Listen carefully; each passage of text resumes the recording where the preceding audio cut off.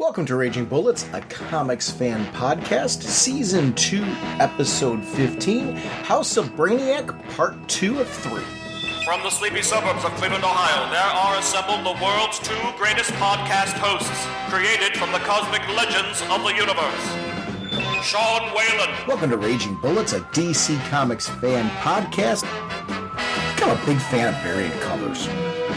My love for Batman is that stuff. Let's talk some comics. And Jim Segulin. How's it going, eh? You know me and Superman. I'm really loving what they're doing. Raging Bullets is a spoiler podcast. Their mission, to discuss DC comics in books, movies, and television several times a month in 1 to 3 hour episodes. And to serve all mankind. Outstanding! Welcome to Raging Bullets. I'm Sean Whalen, drnorge, and I'm joined as always by my co-host, Jim, the sensei of the whatnot, Segulin. How's it going, eh? Jim, on this episode, we are going to cover House of Brainiac Part 2 with Action Comics 1065, Green Lantern 11, Superman 14, and Power Girl number 9. This is Part 2. We'll be wrapping up next episode. We are sponsored, as always, by DCB Service and InStockTrades.com. Mr. Segulin, what is going on over at DCBService.com?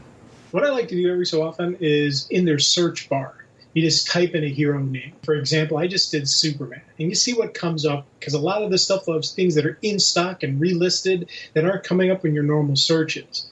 And right now, I am looking at DC Comics before Superman. Major Malcolm Wheeler and Nicholas Major Malcolm Wheeler Nicholas's pulp comic. It's a book that's describing and recreating some of the comics before the superhero genre, what DC Comics was actually doing back in the 30s, and they did a great job of reproducing it so it looked like it did back in the 30s. And cool. Again, it's 30% off, only $42, so thank you, DCBS. Over at InStockTrades.com, I'm a big fan of collected editions, and looking at some of the DC collected editions for this purpose, one of the things I'm glad they're recollecting, the Absolute editions. So if you're somebody who's like, I want my own fresh new copy of it, I don't want to have to go on eBay and get like a high-priced version of it because it's out of print, they're reprinting these. So it's Absolute All-Star Superman hardcover, 2024 version. This one is $125 regularly, 50% off, only $62.50. So if you missed it the first time around and you're like, I would love to have that as an Absolute version, you can buy it at cover price. That's really cool. I'm glad they're recollecting these. So thank you, DCB Service and InStockTrades.com for continuing to support our show. Before we go through our spoiler warning, I do want to tell everyone, at the end of the show, there's about a 35 minute or so section where Jim and I are talking about some recent comic convention news, particularly San Diego Comic-Con. We're not going to be exhaustive in it, but just kind of some of our initial reactions on some of the news that we're spinning out of that from both Marvel and DC. So if you're interested in that, tune in after our House of Brainiac discussion.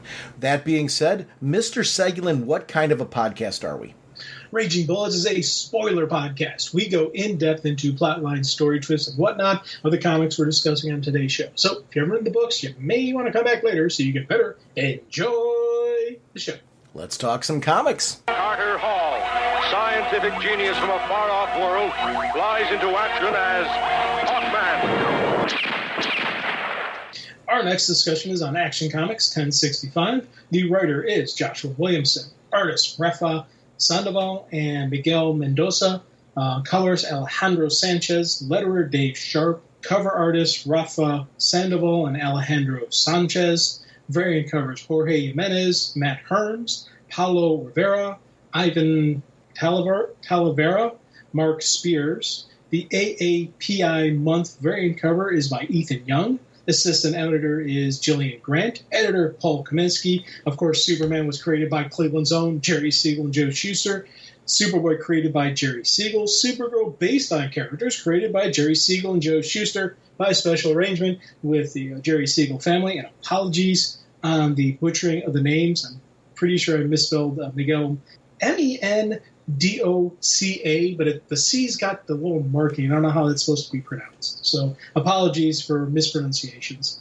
So I'm looking at the cover, and this is House of Brainiac Part 3. I really like this cover. What I like it is the claustrophobia. We've got Superboy and Supergirl being surrounded by these variants of Brainiac, which I'm very into this multiversal stuff and how we're just kind of embracing it right now, mainly because I feel it's bringing in new Brainiacs, it's bringing in some of the classic ones, giving a sense of this is different. Why is this so overwhelming? Superman's beat Brainiac so many times. Why is this time different? This time's different because of this cover. And there's a lot of homages in this to various variations of Brainiac and what they've done with him. I'm always a fan of DC at times going back and bringing back in everything, all of the toys from the past. And saying, they're all here, they're all available to you, go ahead and use them. Clever writers, I think, are able to do that. It's why we've had reboots after reboots since you and I have been doing this over, 18 plus years at this point in time. You get kind of comfortable going, so what? I mean, hopefully we get some great stories out of this. And if this reboot fails, you know what they're going to do. And I think this is a great example of that, where we've got this story right now where it's like, yeah, all those toys that we pushed to the side, here they are. And not only here they are, we're going to teach you something very, very new about them. That's just good writing. It's writers playing around with this. I love Joshua Williamson. I just feel like he likes the sandbox and loves playing with it and is a fan himself. And I feel like I get that in his writing. And there's something exciting about the work that he does. And this story, I think, just is very, very reminiscent of that. It's scary, too. Yeah. Like, in all the right ways, not overly done.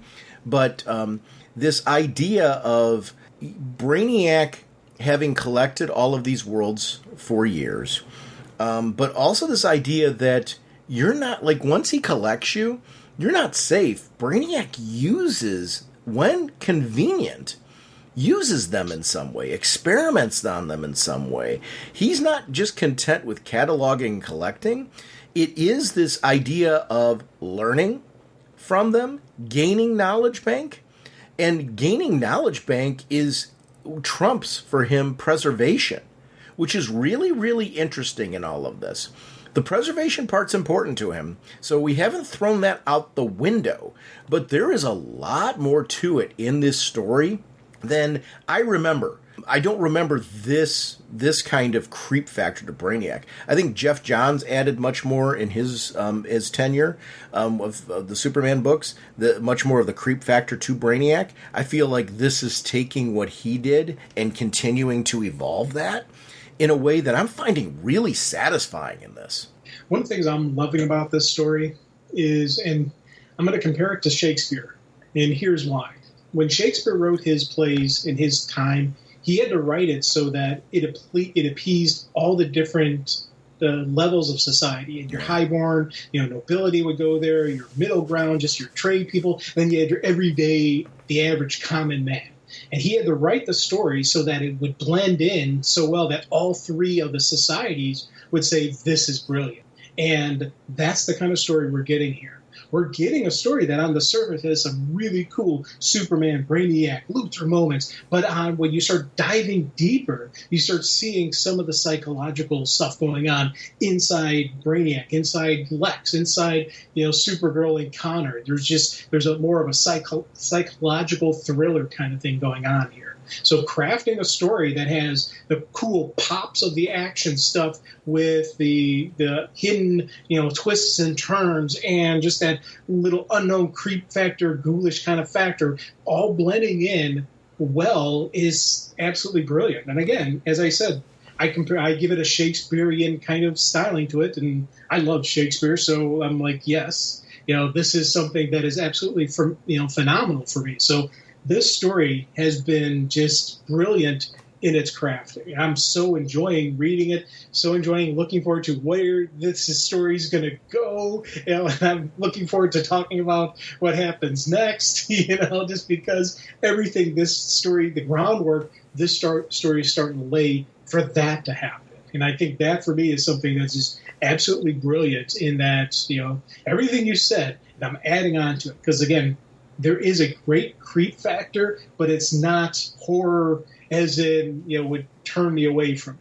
But there's, action and physical, but they're not letting go of the gripping story that has to be told in the characters, in the sub-characters, in just the background, in the world itself, the story being told. They're doing some brilliant stuff here.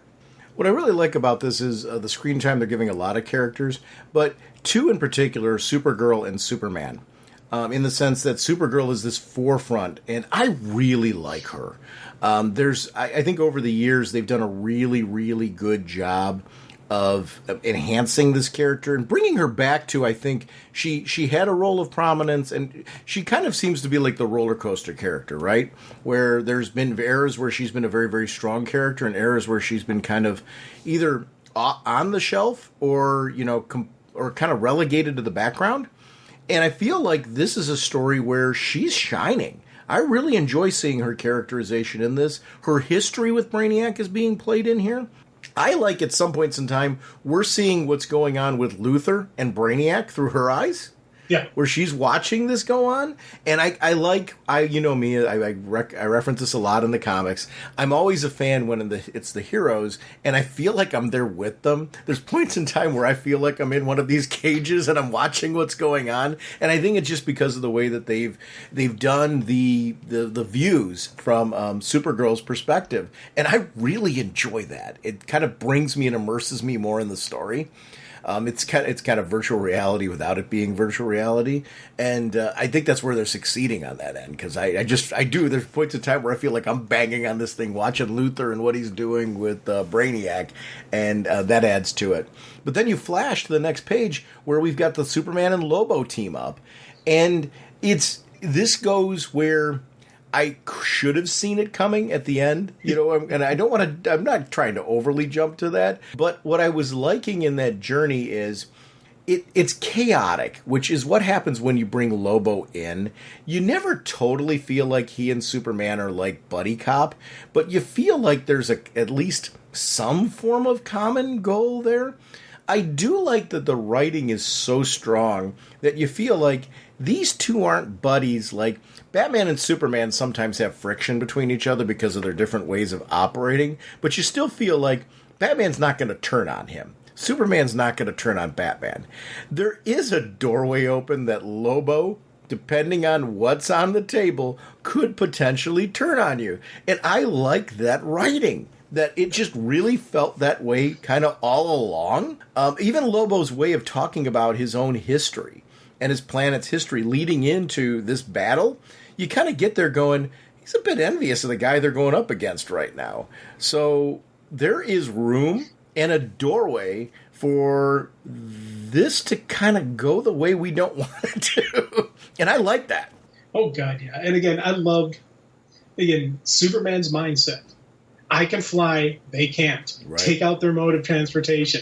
I thought that was a brilliant way to deal with the fight. And even, again, getting Lobo to lead the fight, we're not running from a fight. We're just changing the playing field. Soup's got to work his magic on Lobo. He's got to keep going forward because he knows the longer they're slowed down, the farther away Brainiac is getting. They got to find Brainiac. They got to track him down. He's got to save his family. I love just these moments between the two of them. And like we all saw the ending coming. Just waiting for when is it going to happen. But leading up to the point, I liked how they showed these two working together. Again, this story has really got me going, yeah, I may want to read more Lobo. Now, so I deliberately haven't read part 3 of this yet. Have you? No. So I'm doing that on purpose just because of the fact that it's fun to kind of speculate through. I've read the books that are encapsulated in our part 2 for this multiple times. So I don't know where this goes. I am going to say there is that part of me that's wondering, is Lobo like a double agent? Because it's like, are we really going to say that? Because he's clearly being swerved in all this, and we'll talk more about it as we're going forward. But I will say that in my mind, I'm like wondering, are we really painting Lobo as being manipulated that easily? And that's okay if we are, because he's Lobo, right? So I'm not saying that on the surface level that doesn't work for me, and I can't see that being the case. But I do like that there's part of me that's wondering, is there like a third play going on here that we're going to see flip up late? Like, is the main man going to have some form of trick up his sleeve that we aren't quite seeing yet. His own version of strategery. That's what I'm hoping to. Yeah. So we're both in the same boat there. We're seeing where this is going, but we both think Lobo's gonna, or I don't know. That was, as this stuff is playing out, that's the stuff that was going through my head. Yeah. It'll be interesting to see where this part goes. I really like the battle sequences.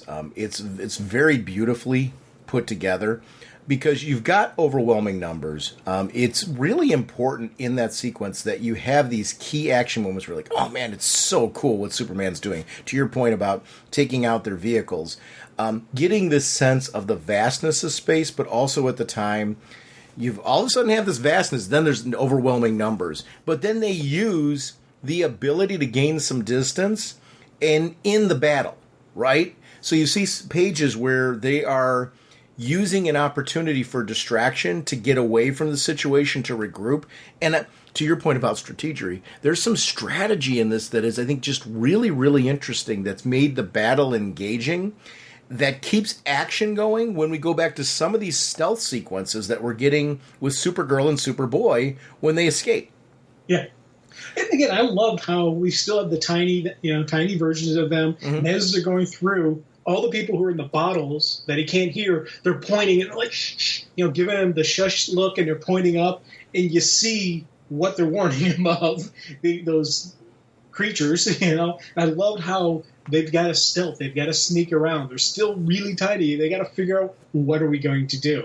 This has been just a great, bob and weave, swerve, showing the strength of the character, without powers. They don't have their powers, but they still are super. That's still Supergirl. That's still Superboy. They're still, superhero. They're still heroes. So they got to do their job even without the powers. And I love seeing that. And I loved, again, just how they're manipulating and how they're using what they have to their advantage. You have a great weakness, but let's use it to our strength now. Let's try to, modify what we're doing, where we are.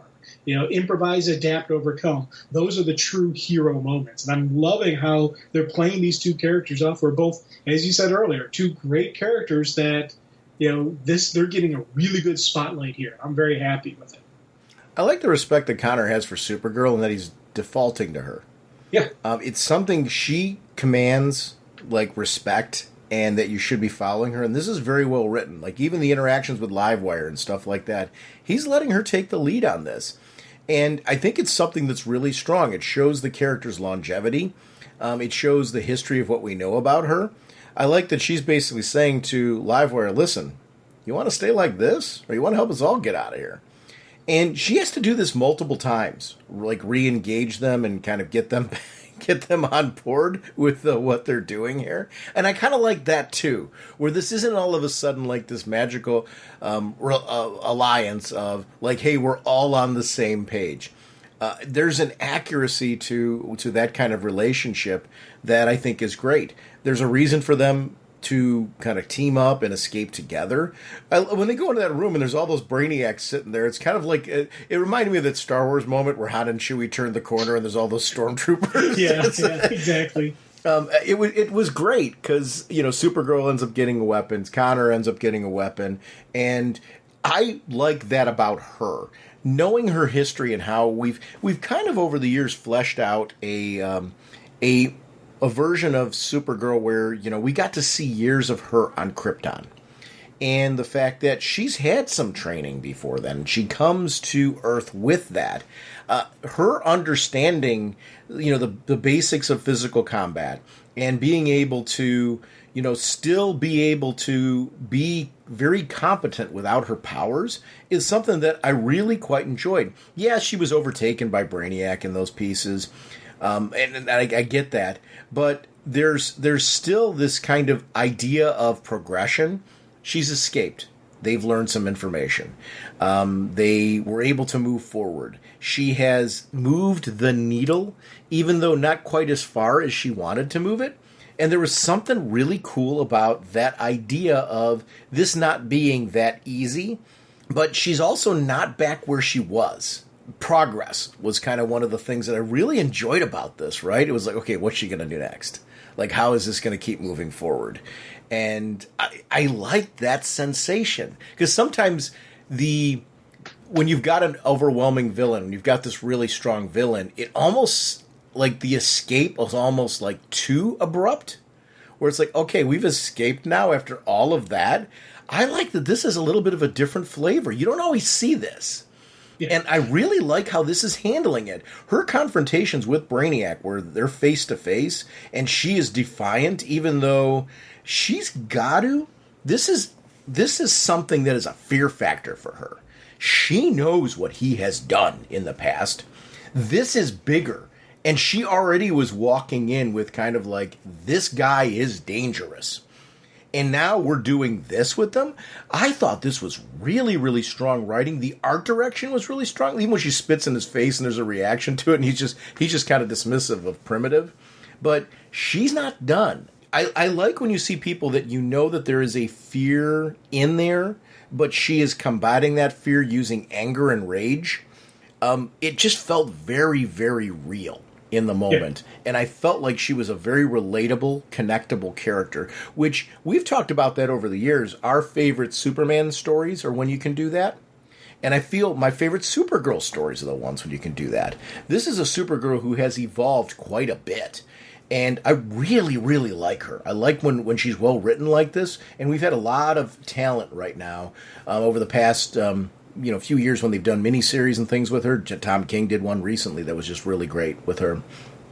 I really enjoy the character. I'm anxious for her movie because of the quality of the comics we're getting right now with her. Yeah, and one of the things I loved about this sequence, throughout it, I love how she's recognizing, hey, we got out. We are in a living ship that is completely connected to Brainiac. Mm-hmm. And how she even says, there had to have been site types alarms. He has to know we're out. He has to know we're out and about. And that's why she hits the armory. They armor up quick. They're trying to release all the heroes. And she's like, again, she did a great command position, and it's natural for them to get captured in this. And I thought that was a brilliant way to go with it. You very easily could have gone with the story where the hero, this is part of the hero uprising and all that. No, Brainiac knew exactly where they were the entire time. It's a living ship. Every aspect of Brainiac is connected together with each other. So when they struck, when they did the attack, Brainiac was ready for it. And I loved seeing how they swarmed, they captured the Uprising, Connor, Parasite, Livewire, and Supergirl all are getting recaptured again, all getting reprocessed. But with Supergirl and Brainiac, that was a really cool moment that he brings her down and shows her the bottled city and shows her this isn't just about... this isn't the same Brainiac you dealt with before. There's more to this than just simple, gathering intelligence, collecting, doing what he's doing. He's restoring, a city from, Kalu. And I thought that for me was a really cool, oh, wow, that's something different. That's cool that he actually is he's thinking restoring my people, not just thinking about the gathering of the knowledge. And I thought that was a really cool moment. Her people. Yeah. Wait, he's not doing this for himself. It's very, very interesting. He's obsessed with this queen he's creating. Yes. And this is a kingdom for a queen, he says. He's not doing he is doing it for him in the sense that, like, his obsession with what he's creating is for him. But it's his intention for her this is for her. Yeah, and I'm sorry. I'm not disputing you in that scenario. It's more of I think it's really the intriguing part of this story is Brainiac is very, very driven in this, and we've always seen that from Brainiac. Brainiac's drive has always overridden what we would consider ethics, right? And his drive is everything. This is a very different drive for Brainiac. And I love that part because that line, a kingdom for a queen, is not a throwaway. It's really, really critical to what he's doing. It's driving everything that's motivating him right now, what he wants from certain Kaluans that are in there. Because it's not just about restoring or, providing that city for her. There are actually players in there that Brainiac needs for what he's doing. And it's a very calculated plan. And calculated is at 1,000% the right word to use when we're talking about Brainiac. I did like that Supergirl's doing all of this to get information. We always talk about Batman with his strategy skills and his ability to kind of play these games. Superman does this kind of stuff from time to time. Supergirl, even more so. It feels very her to see this moment and the way that it played out, right? With how she's been written in recent years.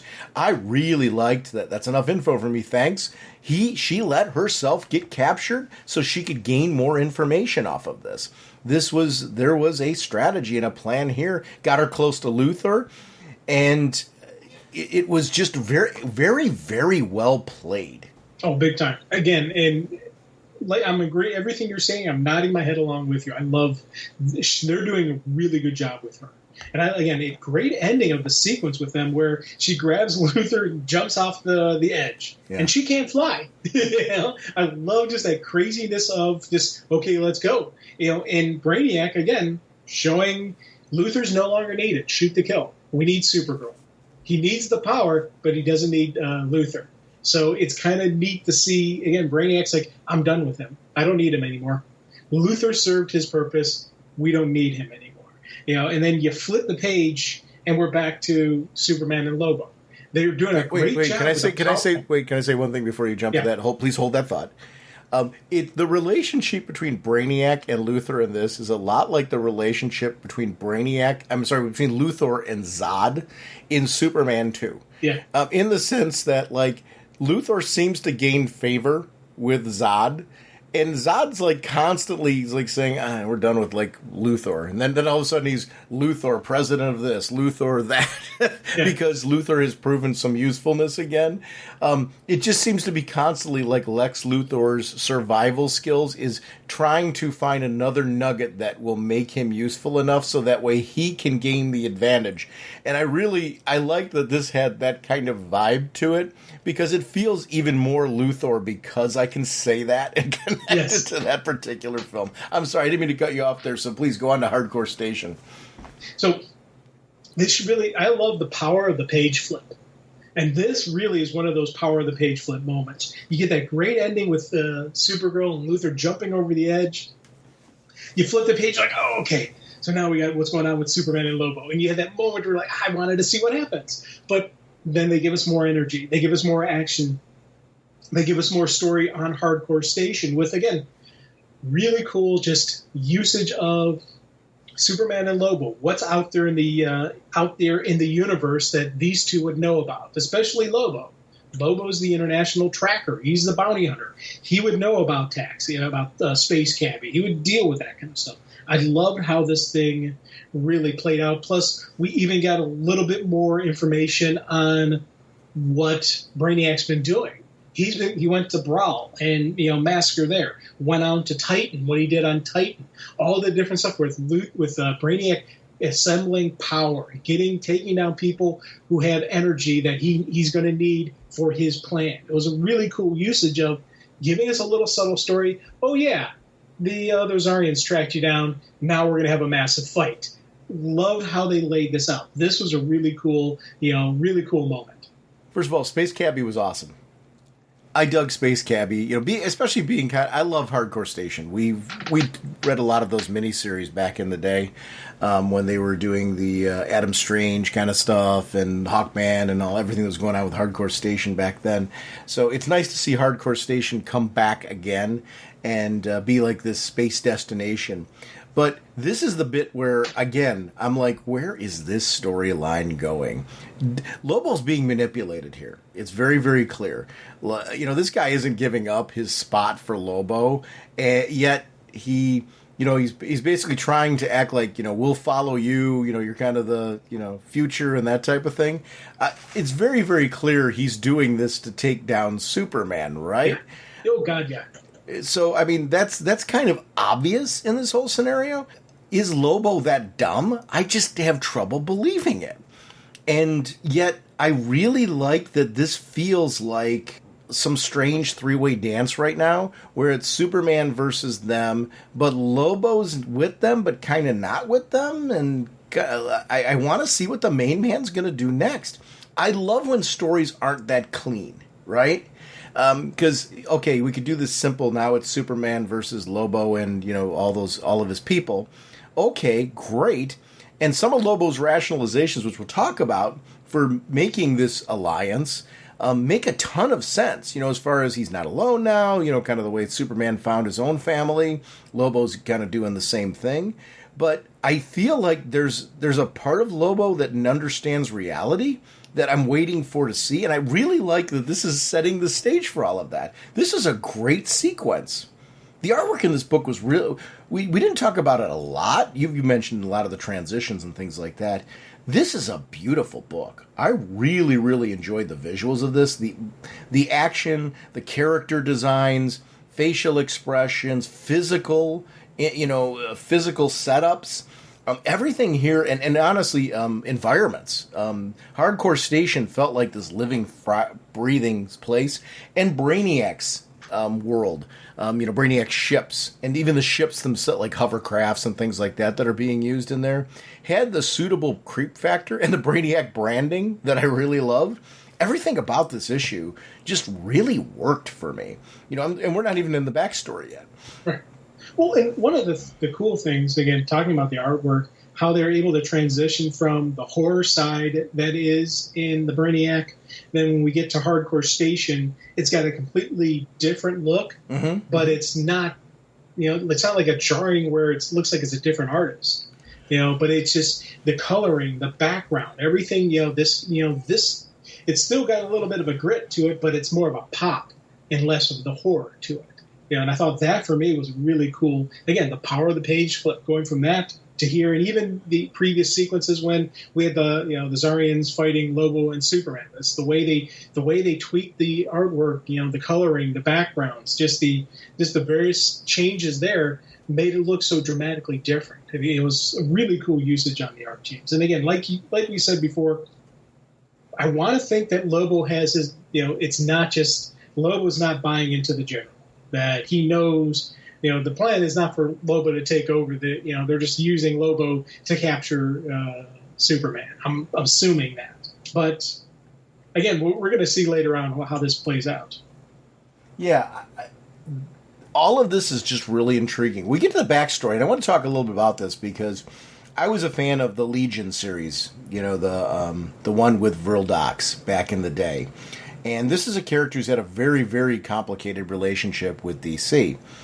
He's been a quote-unquote hero. He's been a quote-unquote villain. He's been kind of everything in between. And it's interesting to see this character now very removed from all of that, getting reinserted into this particular story with giving us a little bit of a background of the character, his relationship with Brainiac, his resentment of Brainiac. The fact that Brainiac's calling him almost a disappointment. And he's like sitting here like, you created me, you made me this, you tortured me into this kind of person that I am right now. It's a very, very well written story. I actually really, really appreciated the art differences, that we've got a different art team on this, a different coloring on this one. It feels very, very much, it's a little grittier in its presentation.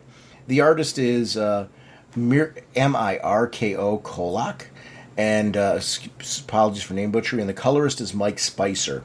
And I want to shout both of them out because I feel like we've crafted here a storyline. It's got that futuristic kind of feel to it, but also a dark edge to it that you need, because this is a very, very creepy story, and you need to have that kind of edge and flavor to it. And I really, really appreciated the style choice of this particular backup story, leading into the revelation that his mother's still alive. Yeah. To the point of Brainiac collecting things.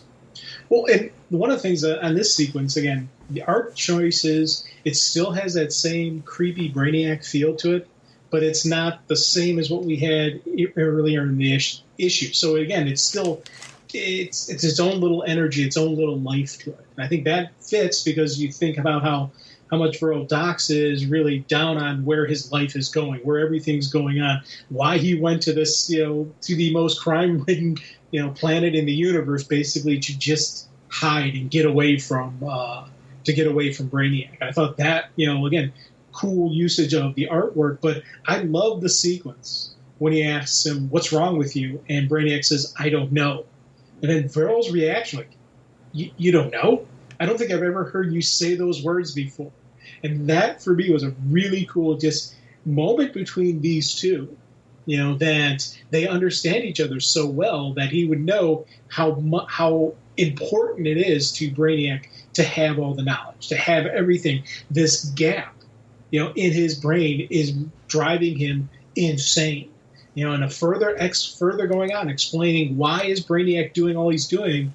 Part of it is this knowledge gap, this holes in his mind that's driving him to do what he's doing. I thought that was like a really cool little subtle piece playing off in the side, adding to the story element.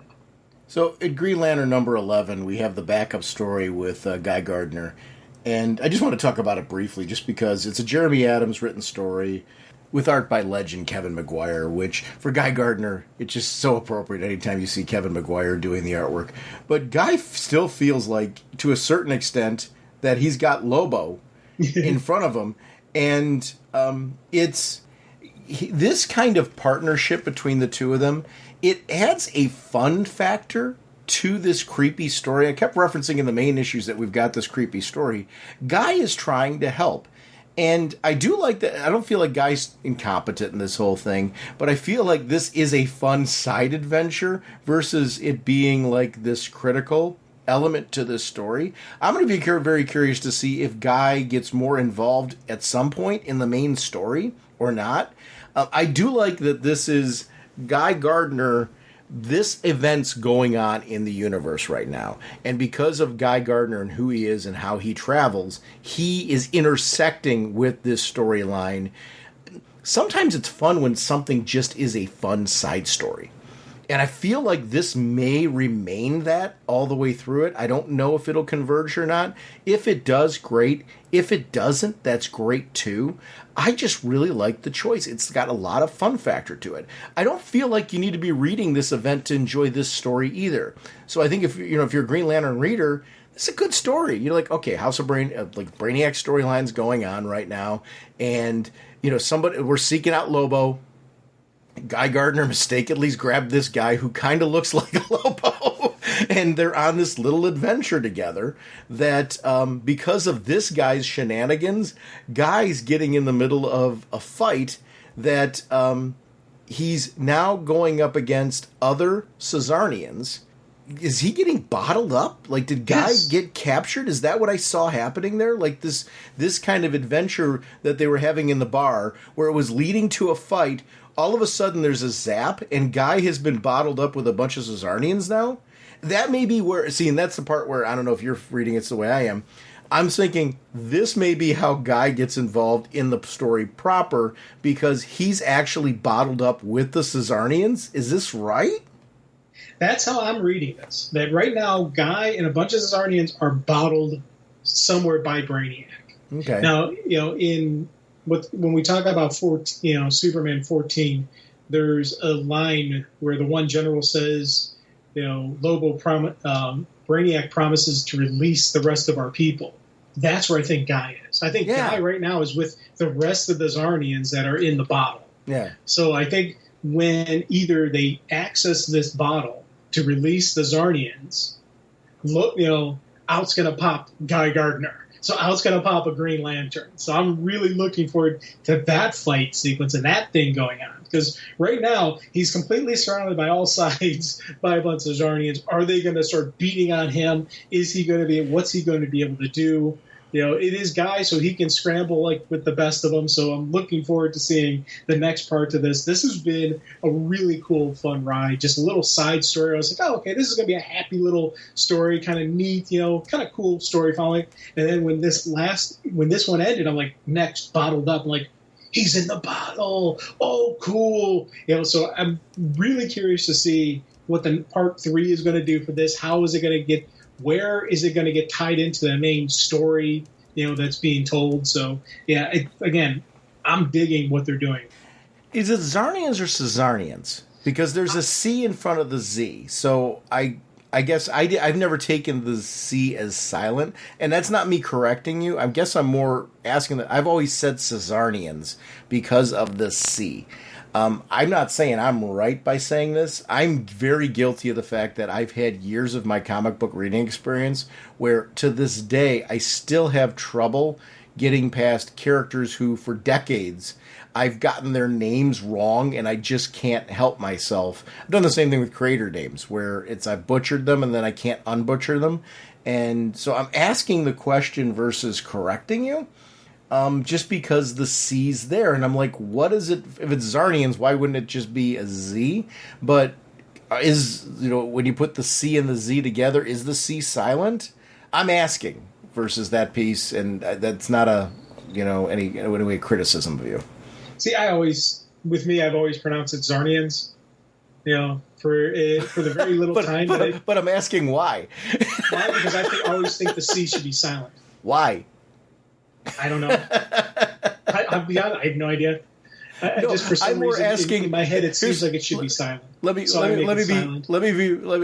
clear off of this piece. This is not me like needling you or anything like that. No. I'm more asking. Here's what I'm looking for. Is there some grammatical validation to what you just said, or are you just choosing to put the C silent? Because here's the thing. It's just as much for me. I'm saying Caesarians. I've got nothing grammatically backing me on that one. It's just because the C's there, I'm pronouncing it. So I guess what I'm asking you is there something from grammar that is making you put the C silent, or is this just something that you've chosen to do because you just thought it was the case? Because in which case, we're both in the same boat in the choices that we're making. I guess what I'm looking for, do you have some validation of that, or is that just a thing? No, it's just a thing. It's just a whatnot. Okay. Which is what mine is. And again, if there's like a cartoon where they actually pronounce it, I would go by what they pronounce in the cartoon. So if there's ever been a mention of Lobo in any of the cartoons where they mention his people, maybe they do. Maybe it is Caesarians, or maybe it is Zarnians, or maybe it's something completely different. I don't know. But anybody who wants to tell me exactly how it's supposed to be pronounced, I'll go with that. But for some reason, I always do the C silent, and it looks like it should be silent, so I go with that. Superman 14. The writer, of course, is Joshua Williamson. Artists are Rafa Sandoval and Miguel Mendoza. I want to say Mendoza. It's Mendonca. The artist is Alejandro Sanchez. The letterer is Ariana Meyer. The color artists are Rafa Sandoval and Alejandro Sanchez. The variant covers by Salvador Larraca, Matt Herms, Dave Johnson, Carla Cohen, and Chuma Hill. The assistant editor, Jillian Grant, and the editor is Paul Kaminsky. Superman, of course, created by Jerry Siegel and Joe Shuster. Superboy, created by Jerry Siegel. Supergirl, based on the characters created by Jerry Siegel and Joe Shuster by special arrangement with the Jerry Siegel family. I saw this recently, along with a lot of other creator credits. I watched all 3 parts of the Justice League Crisis on Infinite Earths. It's really good. It continues on the storyline that's been, in the sense you can watch them completely contained. So you don't need to have watched anything else in order to see it. It's a complete story in all 3 parts. If you had seen any of the previous stories, particularly the one right before it, the Justice League one right before it involving Darkseid, this builds off of all of that. And kind of, sets the stage for this same world. But it's a very contained story. You can watch it on its own. There's a lot of nods to DC history in this, particularly DC animated history. Yeah, so definitely see it. I'm not going to go crazy in it right now because we're not talking directly about it, but I just wanted to shout it out because it's good. We were having that movie conversation that we're actually going to be talking about a little bit later. Just about upcoming regular films, and animation has been at an all-time high. Have you seen any of Justice League Crisis on Infinite Earths yet? Not yet. Again, it's one of those things where I'm trying to find a time when I can see it and when I can watch it, and my free time is very limited now, so I'm not able to watch stuff that I want to watch. Yeah. It's worth, when you get the chance to watch it, it's well worth it. It needed to be 3 parts. Because it's actually one of the best tellings of Crisis on Infinite Earths outside of the comics themselves. and because of the fact that they gave it serious screen time. It's a very, very good story. It's not a verbatim scene by scene from the comic. What it does is it tells Crisis on Infinite Earths in that animated universe, and wow, it's very satisfying, very, very satisfying. You need to do that. You do need to honor the original, but you should personalize it for your storytelling. If it was just a complete redone scene for scene, it would be good, but you need to have something a little different. Yeah. I'm down with that. So House of Brainiac Part 4 is here with Superman in the main match, and boy, this is a good cover. Yeah. This is a cover that would draw someone in to buy this book. Mm-hmm. This cover right here, if you were just saw it sitting on the shelf, you'd say, what's that about? And I love how this came out. This is, and again, also this book, the way the way they cover the fight between these two, they're really showing you the amount of energy and the power each of these are hitting each other with. I thought that for me was a really brilliant usage of, again, this art team and this writing to this creative process behind this story has been so outstanding, with the story, the art and the writing being so interwoven between each other. I absolutely love what they're doing here. Have you read, I'm looking at the first page I was flipping, and they have that ad for Barda, the young adults graphic novel. Have you read any of those? Because I've read some of them, and I'm actually intrigued to read this one. My problem I'm running into, you mentioned free time before. I've got so much of a backlog right now, in the best possible way. It's just, I was with a bunch of people last night, and they were complaining over like reading or watching stuff that they didn't like, and I'm sitting here, I'm like, how are you finding time to watch garbage? Because it's like pretty much there was a film that we had seen recently, and I don't do this very often. There was a film on Netflix that we all had watched, and it was one that I had exited. My wife actually was the catalyst of exiting it. She was like, I'm not enjoying this. So we stopped and exited out. I'm not the type of person that leaves the theater during a film. I'm not the type, like, usually if I watch a movie, even if it's a mediocre movie, I kind of want to, like, I'll trudge through it, hoping that, like, it gets better, and I just want to see the conclusion of the story, right? Yeah. That will be a movie then that if it's a movie, or if it's a bad movie even, I'll just never watch it again. There's a very short list of that. This was one we stopped. And what I said right now is I said, guys, we are in an unusual time of the amount of content available to us. I said, we exited that movie and then watched something much more fun.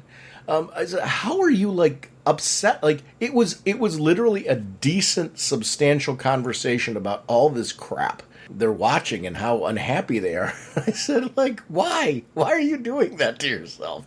Like, I don't know. Usually I can tell from the blurb that I'm interested in something.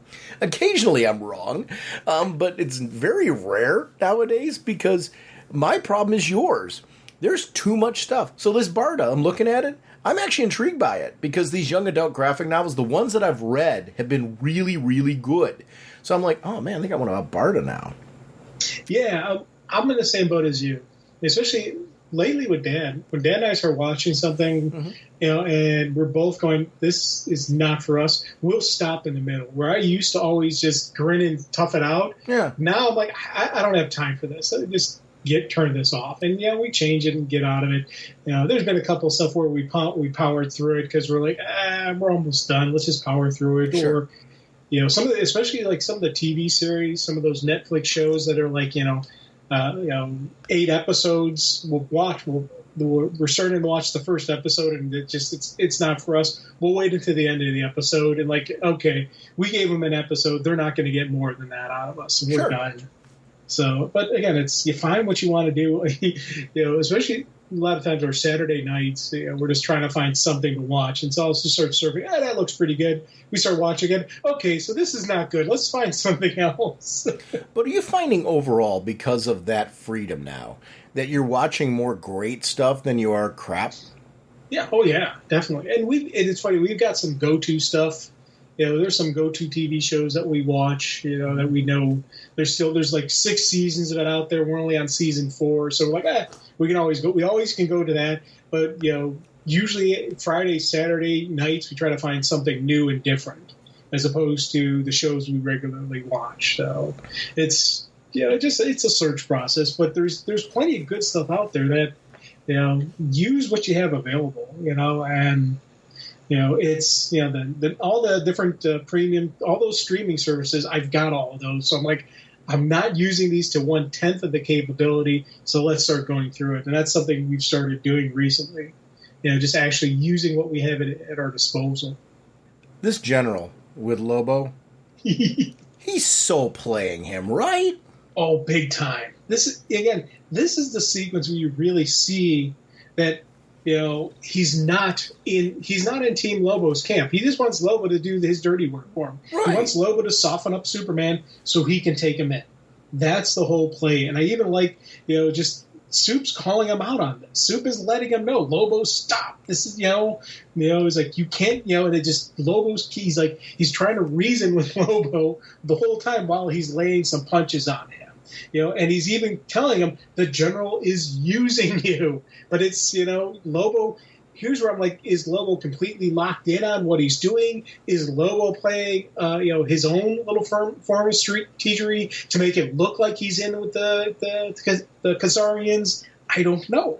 It's what is Lobo's end game plan? And that's something that has me kind of cool, where I don't really completely understand Lobo, but I want to learn more about him.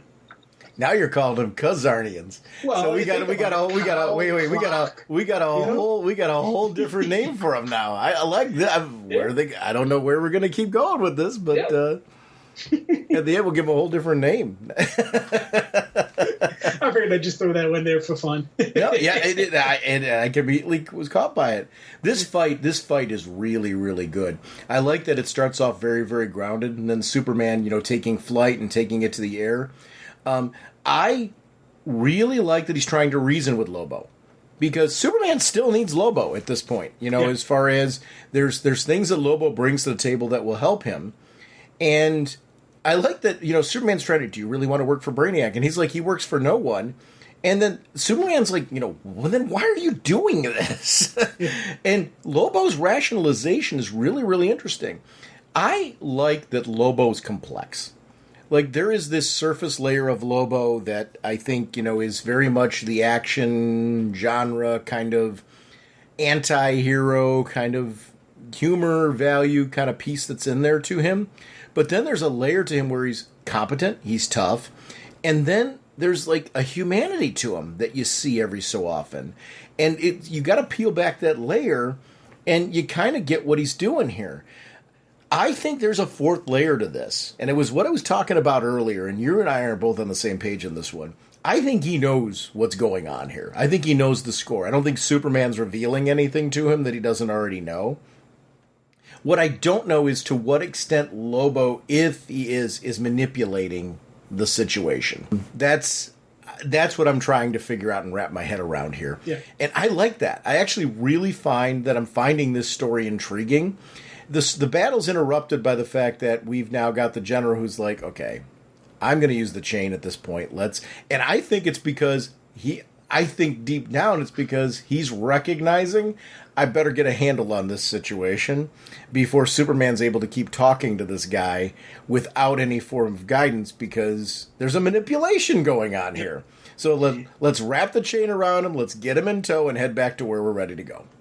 And it's kind of neat. Again, the general tips his hand where he's like, yeah, let's get Superman to Brainiac so he'd free the rest of my gang. I mean, your gang. You got the stuff, kid. Mm-hmm. Right there, I was like, okay, that's a complete play there. But part of me is wondering, is Lobo playing the general knowing that the general's job is to get Superman to Brainiac? If that's what Soup wants, to track down Brainiac, here's their way to track down Brainiac. Sure. And so Lobo's thinking, okay, we go to Brainiac. I'll be free. I'll do my thing. Soup will be there with Brainiac. But is that actually what's going on in Lobo's head? I don't know. I want to think that was Lobo's plan all along, but I'm not 100% certain, because I'm not 100% certain on who Lobo is. Do you remember the story where Lena Luthor was captured by Brainiac before? Do you remember this? No, that's the thing I was trying to figure out, and I wish they would have had like an editor note in there so I Same could with me. read it. I if I read it, I'm not like connecting the dots. This is an example of where, please put an editor's note for this kind of stuff. In such and such a book. I've been doing this recently, so I'm reading old Uncanny X-Men issues. I'm just very, very into... I'm like trying to, in order, go back through the Claremont run. We did Dark Phoenix Saga. I'm reading the stuff beforehand up to Dark Phoenix, and then I'm going to be reading beyond it. But what I'm doing along the way is there's great editor notes about, like, the Multiple Man, Jamie Madrox. There's references to his first appearance in giant-sized Fantastic Four #4. Well, then I go and read that, and I'm enjoying that. There was 3 other books that were appearances of this character or that character, fighting each other or, meeting each other that were referenced, and I'm going through and reading those stories. So I'm taking my good old time and reading books that I never read before because I didn't have access to them. So I'm enjoying that. Give me that here, please. I want to know, like, what story, because it's come up more than once now. And did I miss an editor's note? Like, please put that stuff in. And I know they've got to be judicious in that, because here's what you don't want: pages and pages of editor's notes. But I don't know, there haven't been a whole lot in this one. So I think there's room to maybe a little panel below Lena Luthor, as seen in. Yeah. Please do this for me. Because I don't remember, I'm going to look it up online, but I'm still a big fan of, don't make me do that work. Let me find it in here. And minor criticism, but it's only because this story's so good, I want to do the homework. So I want to actually read the issues associated with it. So I was just more checking to see, do you remember this story? I'm going to seek it out. If I ended up reading it before our next episode, I'll end up...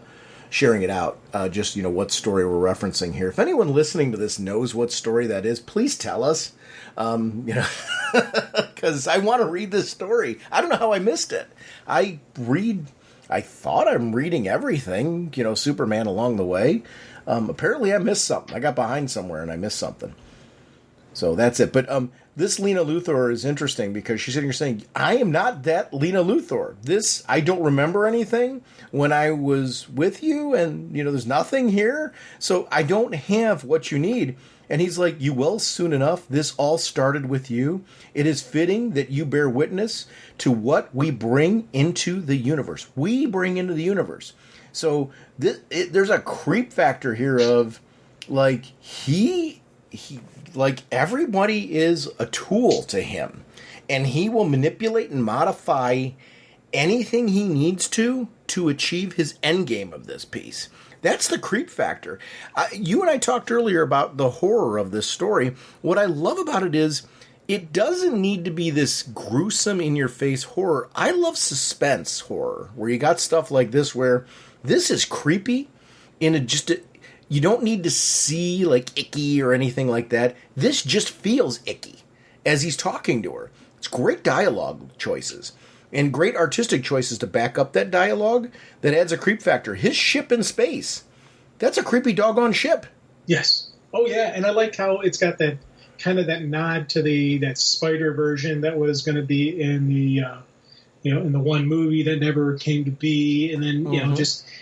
every time they do something with Brainiac, there's a little bit of evolution, but it still has the same. Even though they're doing something new, it still feels familiar to who and what Brainiac is. So I love how when you can do that with this character, you can tweak him, you can modify him, but it still is connected to what we're so used to and comfortable with Brainiac. So yeah, I'm 100% agreeing with you. Again, our choices and how they're doing, the look and the vibe.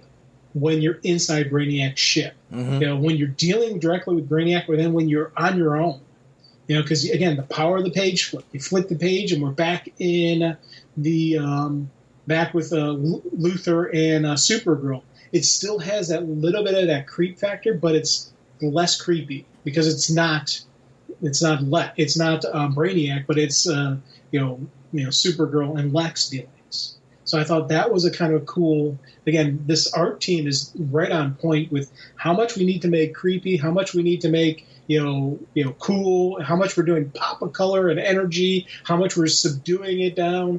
They're doing a great blend on this. I love attention to detail, too. There were tiny details in this sequence that I really appreciated.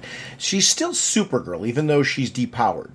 That doesn't mean completely without any kind of power. It's still, like, she can't fly, she's not as invulnerable, she's not as strong, but she's still going to be something a little bit more than your typical human. So, she digs into the wall and she's delaying their descent. What I loved is she got them down. She's like, not my finest landing, but that will do. So she was relying heavily on the gamble that, okay, I got enough juice in me that I'm able to do a little bit more than a normal human would do, and Lex and I aren't going to go splat in this scenario. But I loved the attention of, after she did that with that arm, her clutching the shoulder afterwards. Yeah. And you see her looking over the shoulder. There's no dialogue that needs to overly be about this. Now we've got an editor's note here about, just a reference back to Justice League No Justice, which I really appreciated. I'm like, yes, thank you. Love editor's notes. Thank you for referencing that story. But I love, as she was digging into the wall, those little attention to detail. This is terrific. This is that's stuff that I just really, it adds a sense of reality to it. It's subtle. You don't need to go do a whole lot more than that. Then they're back off and running and trying to take, at some level, take advantage of the situation and turn the tide. And I like this team up of, I've always liked anytime Lex and Supergirl team up. This goes back to not this version, but the Matrix version of Supergirl back in the day. There's something about them and their relationship that I just always find intriguing when you see them together. It's they work well together, even though there's clear resentment that's there, and a lack of trust. It's what you said before about Superman. You get how, like, geez, if Lex could get on board, this would be an outstanding team up. And I feel like that's what makes Lex so compelling as a very complicated villain. Yes. Oh, God, yes. It's one of the reasons he is one of my favorite villains, just because of that nature. And this little dialogue between these two people, just going through as they're bobbing and weaving, running through the city, and Lex is breaking down. Hey, when we brought Brainiac back, I saw these gaps. I saw these holes in his mind. Yeah. And Supergirl immediately recognized, in his nature, vacuum, the nature abhors a vacuum. Exactly. He's going to want to fill that hole. So Lex knew this was coming. Yep. And then we talked earlier in the last issues where Brainiac mentioned, you saw this coming. And there's that whole play on why did he create Supercorp? What was going on with that? This was the stuff that Lex saw coming. He saw that Brainiac was going to be unhinged. And he knew they had to be prepared for it. And I love just how now we're getting the whole story, exactly what did Lex see. Now, if Lex, when he first saw this, had told Superman about it, had said, hey, here's what I saw, we got to work together, this story would be dramatically different. They would have been prepared for it. Maybe they could have worked together. Of course, if Clark could have trusted Luthor, there would have been that whole thing playing out. But again, I liked how now we're getting there's still gaps in the story, but we're getting a much better understanding of what did Luthor see, what was Luthor preparing the world for, trying to prepare Superman for, without actually saying this is coming down the pipeline. Because again, the Superman Lex story, they don't completely trust each other. So Lex couldn't in the world couldn't come out and say, hey, Superman, you and I need to work together. First thing Lex Soup's going to think is, okay, this is a Luthor trap. So he had to play and do what his manipulation with the with the Supercorp, to try to get, Superman ready for Brainiac. And I thought this was kind of a cool way of explaining Lex's motivation, what he did, why is he doing it. It's, again, nice, subtle storytelling being done within the backdrop of all this crazy action happening. Yeah, and that's the kind of stuff that I really appreciate, is when we're doing those pieces. I like when you sit there and you go, okay, this is so characteristically Lex, right?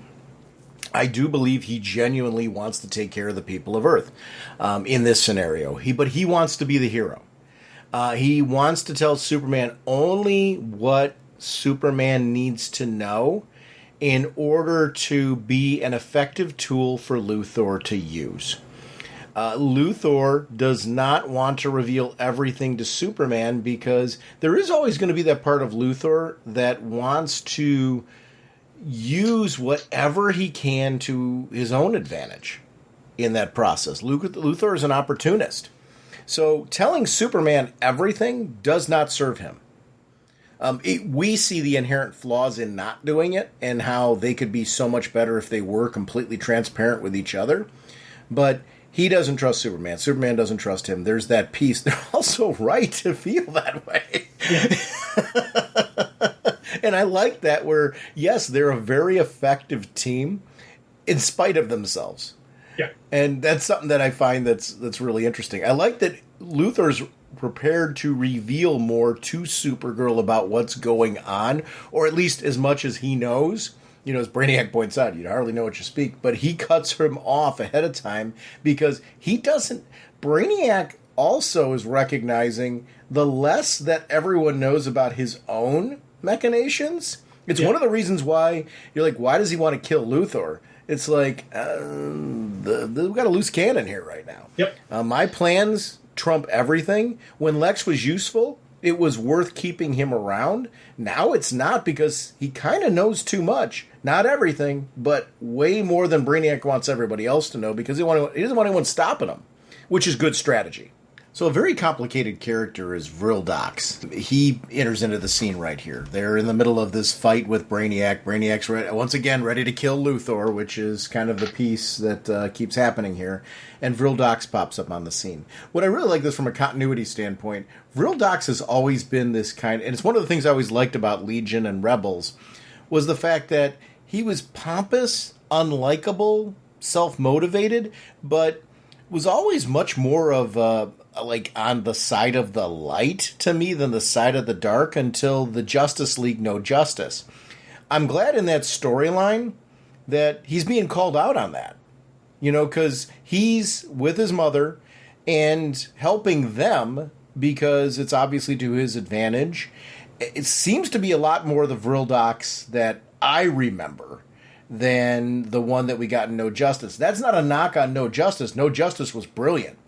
But we're seeing a change-up of Vril Dox being a lot more on the side that I'm used to him being on. I really always liked the character because of the complications. Kind of like what I'm starting to appreciate about Lobo. He's a different... This Vril Dox is a different sort of cat, though. Just in the sense of what I said. Have you ever... I don't think you have, but have you ever read any of Legion or Rebels? Those were both the series where it was Legion was L.E. G. There's a period after each of the I've read letters. some of those. Yeah. Yeah. So, I mean, it's really a good series. And for anybody listening out there, I do recommend you reading it because it'll give you kind of a nice background on the complexity of the character that is Vril Dox and his unique relationship with his father, as far as what that looks like. But it's a good, if you're into sci-fi future storylines, it predates actually Legion of the Superheroes, the idea behind Legion of Superheroes, I should say. And so it's worth reading and seeking out if you're especially nowadays with the ease of access to that type of material. But I quite like the character. What do you think about his inclusion in this and the mother? It just kind of, to me, it adds a much more... We've been saying we've got all these clones, all this all-encompassing piece. We've got Kalu. Them being there, it kind of seems like it would be an omission if they weren't there, right? Oh, big time. And it's 100% one of those things where I think they needed to include him, and I'm glad they're doing it, and they're doing it in a way that... with the backs, with the little tie-in, and now bringing in into the main story arc and how it's going to continue on. People who have zero understanding of who this guy is, they're going to start getting a groove and understanding why he's playing it, why he's doing what he's doing. Without knowing everything about the guy, you're comfortable with him and his mother's appearance here and what they're doing.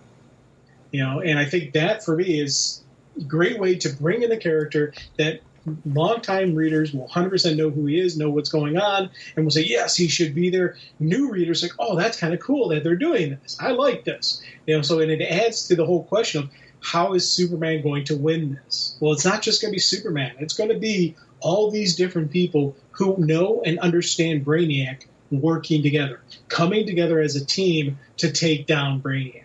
This is going to be a team element.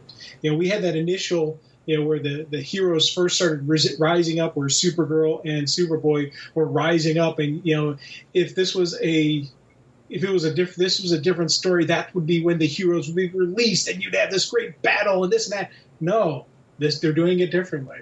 They had the first uprising lost. They got recaptured, and then they escaped, and now we're getting another resistance piece added to the fight back. So again, I love how they're slowly building the fighting. How are we going to defeat Brainiac?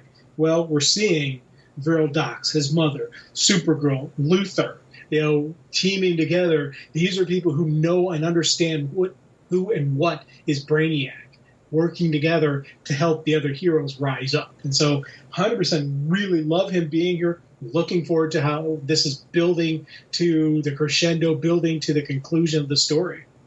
Brainiac using things like the metallo technology and advancing it is something that I really appreciated. That to the point of he's been collecting knowledge from everywhere and anywhere. That piece really was something I thought that was well done there. You would see him admiring things from people who were colleagues, people who were enemies, people who he watched from the outside looking in. That makes a ton of sense of this piece, and I really like the additional Superman lore being brought into this, and as far as in what he's doing, and pulling in Superman's villains as, like, he's looking for every sort of power source that he can get, Superman being a key battery. As far as we've seen Superman absorb mass amounts of power and be able to utilize that. We've also seen, in the Jeff Johns run, they brought in that explosion, that explosive power set of Superman's. So we know that as a battery, he can actually give off an explosive amount of power. So this all ties into this piece as we get to see this, Superman hooked up to this machine and the Frankenstein monster being created. And this really is a very cool Frankenstein style story. It's one of the things, I don't want to oversimplify it, but I do like the elements of it that are Frankenstein-like in this.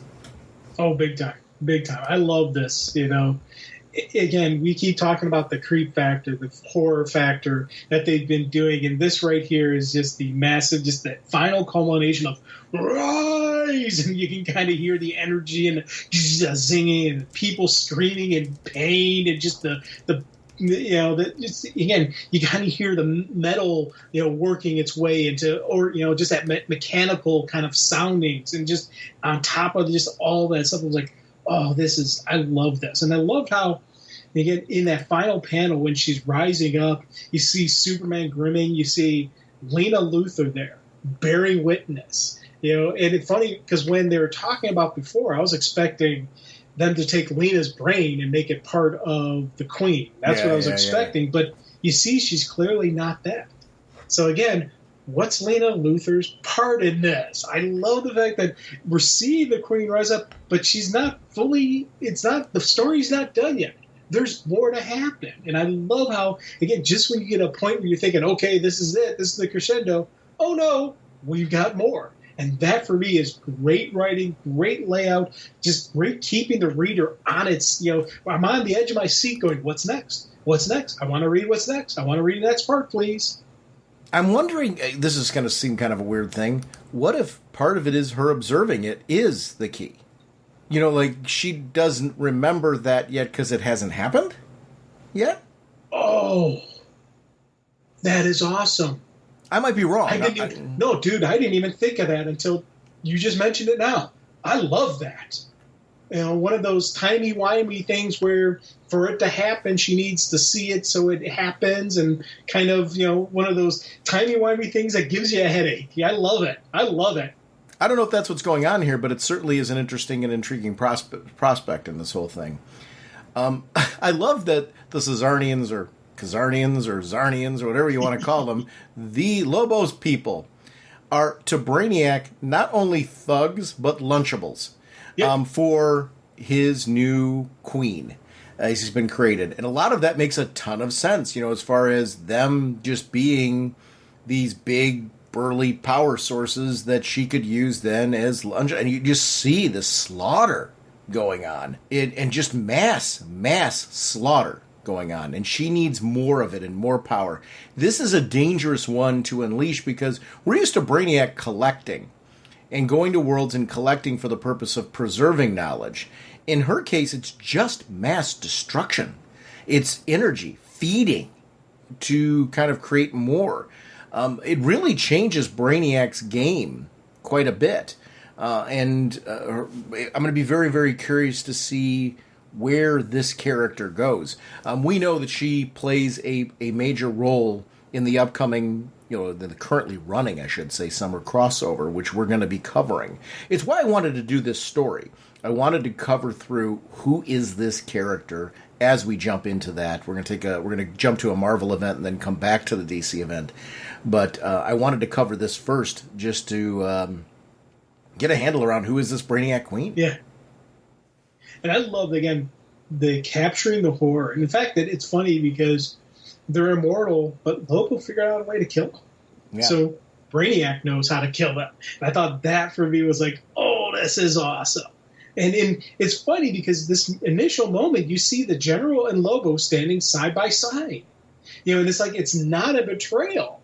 Is it? I don't know. And I love the fact that I'm still wondering if Lobo was, if we have this, because this right here, these couple panels look 100% like Lobo and the General were all in with each other.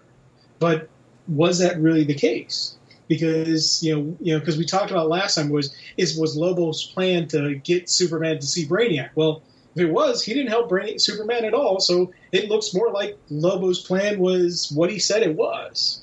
But there's still always question, doubt, and wondering what's going on. And even, I love how Lobo and the General said, House of Lobo versus House of Brainiac. My crew and I can take you big brain nerds. And they just get slaughtered. And I was just like, whoa, that is cool. Well, not for Lobo's people, but for us, the reader, that is awesome. We're going to wrap up this segment by talking about Power Girl issue number 9. Before we jump into that, have you seen any of my adventures with Superman? No, I haven't been able to. If you're looking for, the nice part is it might fit your timeline more than anything else. It's a great, less than half-hour cartoon. Really great stories. What's coming up is it's here, the 6-issue miniseries, bridging season 1 and season 2 of the series. But it's an Adult Swim series, and it's also available on HBO Max. Animation right now in comics is just, animation of comics properties. Amazon's doing some amazing things. We're getting some really good stuff from Max off of there. The new Batman cartoon, Cape Crusader, that is on Amazon. Give it a shot. It's 10 episodes. It's really, really good. There's so much great high-quality animation out there. The thing I'm really enjoying about these are they're almost like individual issues of a comic book because of the 20-minute runtime, if it makes sense. So they fit in nicely into like I'll have breakfast and I'll watch one of these, and that part is like really satisfying with them. But My Adventures with Superman, I really, really like Clark, Lois, and Jimmy on it. I like the whole bullpen of the Daily Planet, but those key characters are really, really important. It's a modern, kind of telling of Superman, but at the core, it's got all the right beats. Superman's just really enjoying this cool resurgence right now. And at the same time, I'm like, what kind of Camelot are we living in right now where I can say not only are we getting that, but an amazing Batman cartoon at the same time? And we've still got Kite Man going on. Just great properties right now. That's just on the DC side. There's so much other good stuff going on. Invincible, if you're listening to this and you're an Invincible fan at all and you haven't watched that Amazon Prime Invincible cartoon, so good. So good. We've got way too much stuff now in the best possible ways.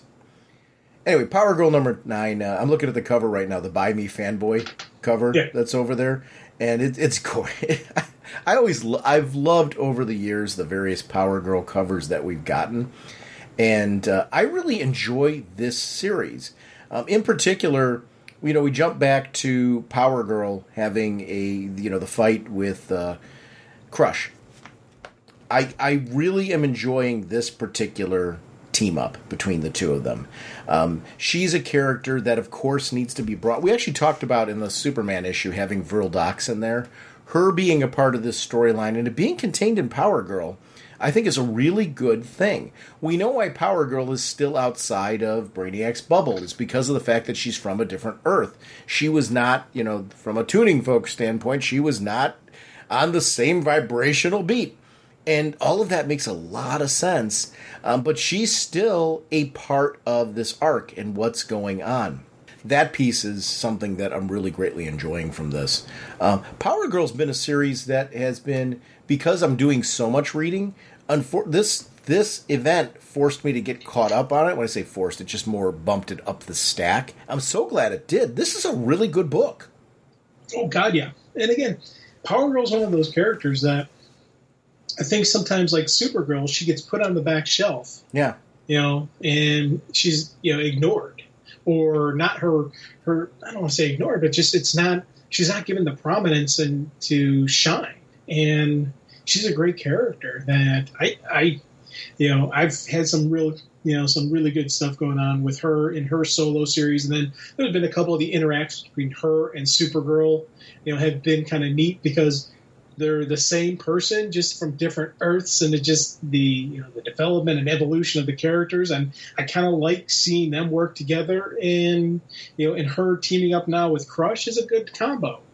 I like her solo, but I do like her when she's teaming with somebody else because it really does let her work off of other people. Yes. And you think about it, the strength for me of the Superman stories isn't just Superman by himself, but it's Superman, the Superman family. Batman is an awesome character, but when you get a good Batman and Robin or Batman and Nightwing story going on, it kicks it up a notch. Same thing with Power Girl. She, on her own, she could do a cool story, but you get her with somebody else interacting, playing off of them, it does escalate her. And this has been a kind of a neat series because Crush is an interesting character, that she's had her highs and her lows in how they use her. When she was running with the Titans for, Damian's Titans team, I thought she was an absolutely wonderful character. I loved just how they used her. But, then after that kind of dissolved, she kind of disappeared into an oasis, kind of an abyss. And she had that team up with Lobo, which was a pretty cool limited series, but it never amounted to more. So now we've got this coming out. I'm like, okay, we're using her again. Maybe this could be a launching pad to get more of Crush coming out. One of the things I'm really liking is we've got these Caesarnians that we know in the Superman book right now that they were they were basically captured for the purpose of being Lunchables, which adds a lot of layers to the Guy Gardner story, right? Where, in Green Lantern, we saw just more Caesarnians being captured. So we're now seeing this group that managed to break away, which is actually, they don't realize it, the smartest thing in the world that you could do, because they're still alive because of the fact that they happen to be there. But you get why they're like, okay, our goal here is freedom. And that would be, when you are a captive, your ultimate goal is going to be, we don't want to keep serving, we want to be free. Anybody wants that. So I really like how that's playing out. We've got them being unleashed on Earth when they aren't from Earth. Their interactions with Earth should feel this awkward. They're having fun with the nanoblasters and the food and things like that, just causing chaos because of the fact that, they're not adhering to the culture. They don't really care about the culture. It's like a curiosity. It's almost like they've fallen into a funhouse. And they're playing with the toys that are in front of them. I like that kind of interaction because it feels natural, right? They're not human. So they don't understand what people do, what these things are. Everything is this wondrous sense of wonder, and they could pretty much, it's when in doubt, punch things. It very much fits the Caesarnians and the interactions. Power Girl showing up on the scene and then interacting with them because of the fact that she's trying to protect others like she always does. I really like how this fight plays out and how it's initiated. It just feels very different than your other typical villains that have motivations that are geared towards, I'm going to rob this, I'm going to steal from that, I want world power, things like that. These are ones, we've gained our freedom, and we're going to have a party. And if you're in the way of our party, who cares? And it fits how the characters were described in the main series, because that was one of the reasons they made the Zarnians initially made their deal with Brainiac to get rid of this chaos in their organization, in their family. This group that was following the general, they didn't want about order or anything. They just wanted to destroy. So they cut the deal with Brainiac to say, hey, you take them away, we'll share knowledge, and we'll be all happy. Well, of course, Brainiac double-crossed them, but still took them away. So now that they've been released, they're doing this. And it's kind of neat seeing them fight up the Holiday girls that are throwing down with this as well. Crush's crew. I really liked how this fight went. It wasn't just Crush and Power Girl doing all the big punching. It was her crew actually also joining in the fight. And they were constantly working together, doing tag teams. That dog, there's something different about that dog. That's not a normal dog. I don't know what it is, but that dog is kind of cool. Yeah, the dog's very cool. All of this is like it's the right amount of wacky, if it makes sense, without going. It's weird to say without going too far, because there's questions. The dog's fun, but the dog has been following Crush. The dog clearly has some form of other thing going on with it that I'm really digging. I like that we've got weapons that make things come to life that shouldn't come to life. Like when he zapped the pinball machine, even though they were captured, then the pinball machine attacked Crush. Like stuff like that. It fits this story. I wouldn't want to see this in everything, but it's like there's a beauty in the chaos in this because it fits this story. When you think about it, we've covered 4 books in this. Action and Superman are obviously tightly linked because they're part of the same larger story arc. These are ones that are impacted by that larger storyline that's going on. They couldn't be more different. What's going on in Guy Gardner, even though we've got the Cesarnians and similar chaos going on, it's a different sort of presentation than what we're getting here, where we're right in the middle of it with Crush and her gang fighting another group of Zarnians who are trying to enjoy their newfound freedom. Boy, Zarnians don't really know how to fly under the radar, do they? These are the guys that kind of snuck out the back door, and instead of kind of going, let's lie low so nobody knows where we're at, nope, let's make a whole bunch of noise and interact with the world because why? Because we can. And it's so appropriately them, right? Yes. This totally works. Yeah. And the chaos of all this is so fits. And I love how, when we get the fight, the big fight going on, but then we've got the big monster, outside that they've got to deal with. I love how Crush's crew is like, we got this. You deal with that, we'll take care of this. And even though they've got a knife to their throat, they look like they're about to be done. They're like, oh, no, we got this. And even to the point where they order Crush to fall back. And they tell PG, pull her out of here. We'll deal with this. And again, great usage of these characters, great usage of her pulling it back. Crush immediately wants to go help her friends. But Power Girls, again, listen, they're here. We know where they are. They're trapped in there. Your friends are going to be fine. They need to keep them alive because the reason we're not destroying them is because their friends are alive. I love just how this, you've got Crush who sometimes can follow her emotions as opposed to logic, but she's not an idiot. She can realize, okay, what do we got here? What's our next plan? And I love how all this was playing out with these 2 characters. That, it shows, we've got high power, we've got high emotion, but we're not throwing out the intelligence. We're not throwing out the planning. The battle is completely chaotic. We've got the giant elf-like guy, which has been brought to life as well, and Power Girl's fighting that. We've got the hostage taking that was going on with the Zarnians, who, they're fighting humans, and these humans are very talented, but Crush's gang, clearly doesn't have the power set to eventually take down the Zarnians. They were admirable, though, because they were great in the fight. Power Girl is trying to keep things at bay so that way Crush can free her team, but she's being overwhelmed by the amount of power that's happening again, and the team is still taken hostage at that point. They weren't able to free and save the team. You know, it's funny, Crush's team was looking at her saying, as club president, I ordered you retreat. Power Girl, get her out of here. You know, she was being a true leader there. I really liked the team.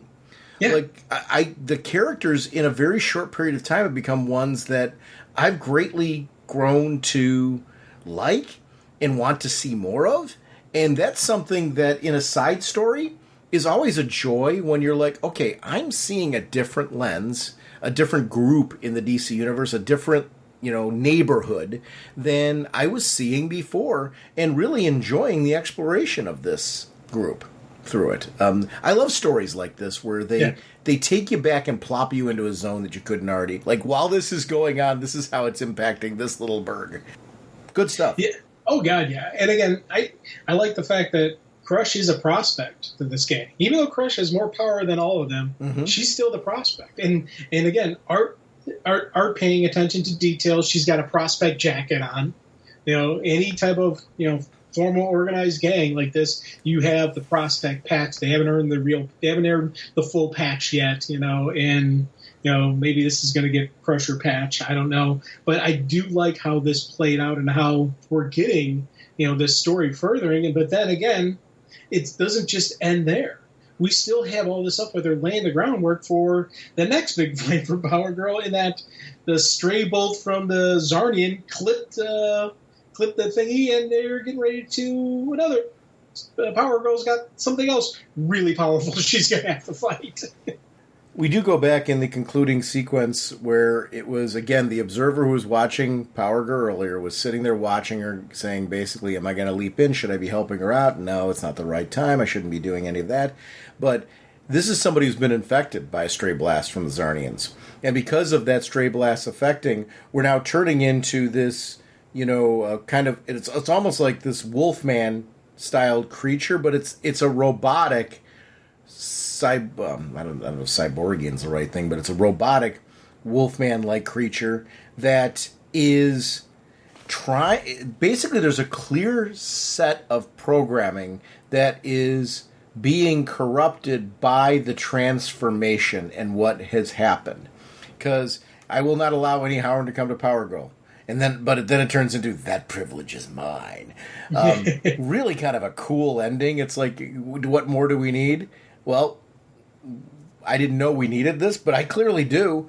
I really enjoyed, I don't want to say the chaos of this story, the organized chaos of this story, because there were the right amount of scenes that kind of took me through this story. This Holiday Girls Gone Wild, was the title of this particular issue. And I really, Leah Williams is writing a really good book here. And it's something that's just a little bit different than anything else that I'm reading. Power Girl's one of those, the book has to feel like Superman-esque in the sense that it's Power Girl, but you gotta make me feel like she is different than Kara Zor-El, the Supergirl, our Supergirl. She is a Kara. What she's done is done a really good of establishing how Power Girl is different. Which is something that I think traditionally the best writers have been able to do well with this character and keep her interesting and entertaining. I want to see this book continue on. I want to see her in this upcoming, I'm hoping we get to see her in this upcoming JSA book that's coming out. DC's hitting full thrusters with characters like this. I want some of these, it's weird to say Power Girl with her history is a lesser character, but she's not like, your A-list character, unfortunately. And I feel like these characters are really important to me for my reading, especially when you got a really strong writer and art team who are handling this story. This was a fun read. And an important side story. I like how it's called A Tale from the House of Brainiac. I think that branding, and I like when writers are able to play in the sandbox, but they're telling their own complete story throughout this. I'm anxious to keep following this, and that's something that's always a joy where you don't feel like, oh man, it's a trudge to get through these tie-ins because I just don't care. And this one I do, I really do. Power Girl's gold in this. Yes, big time.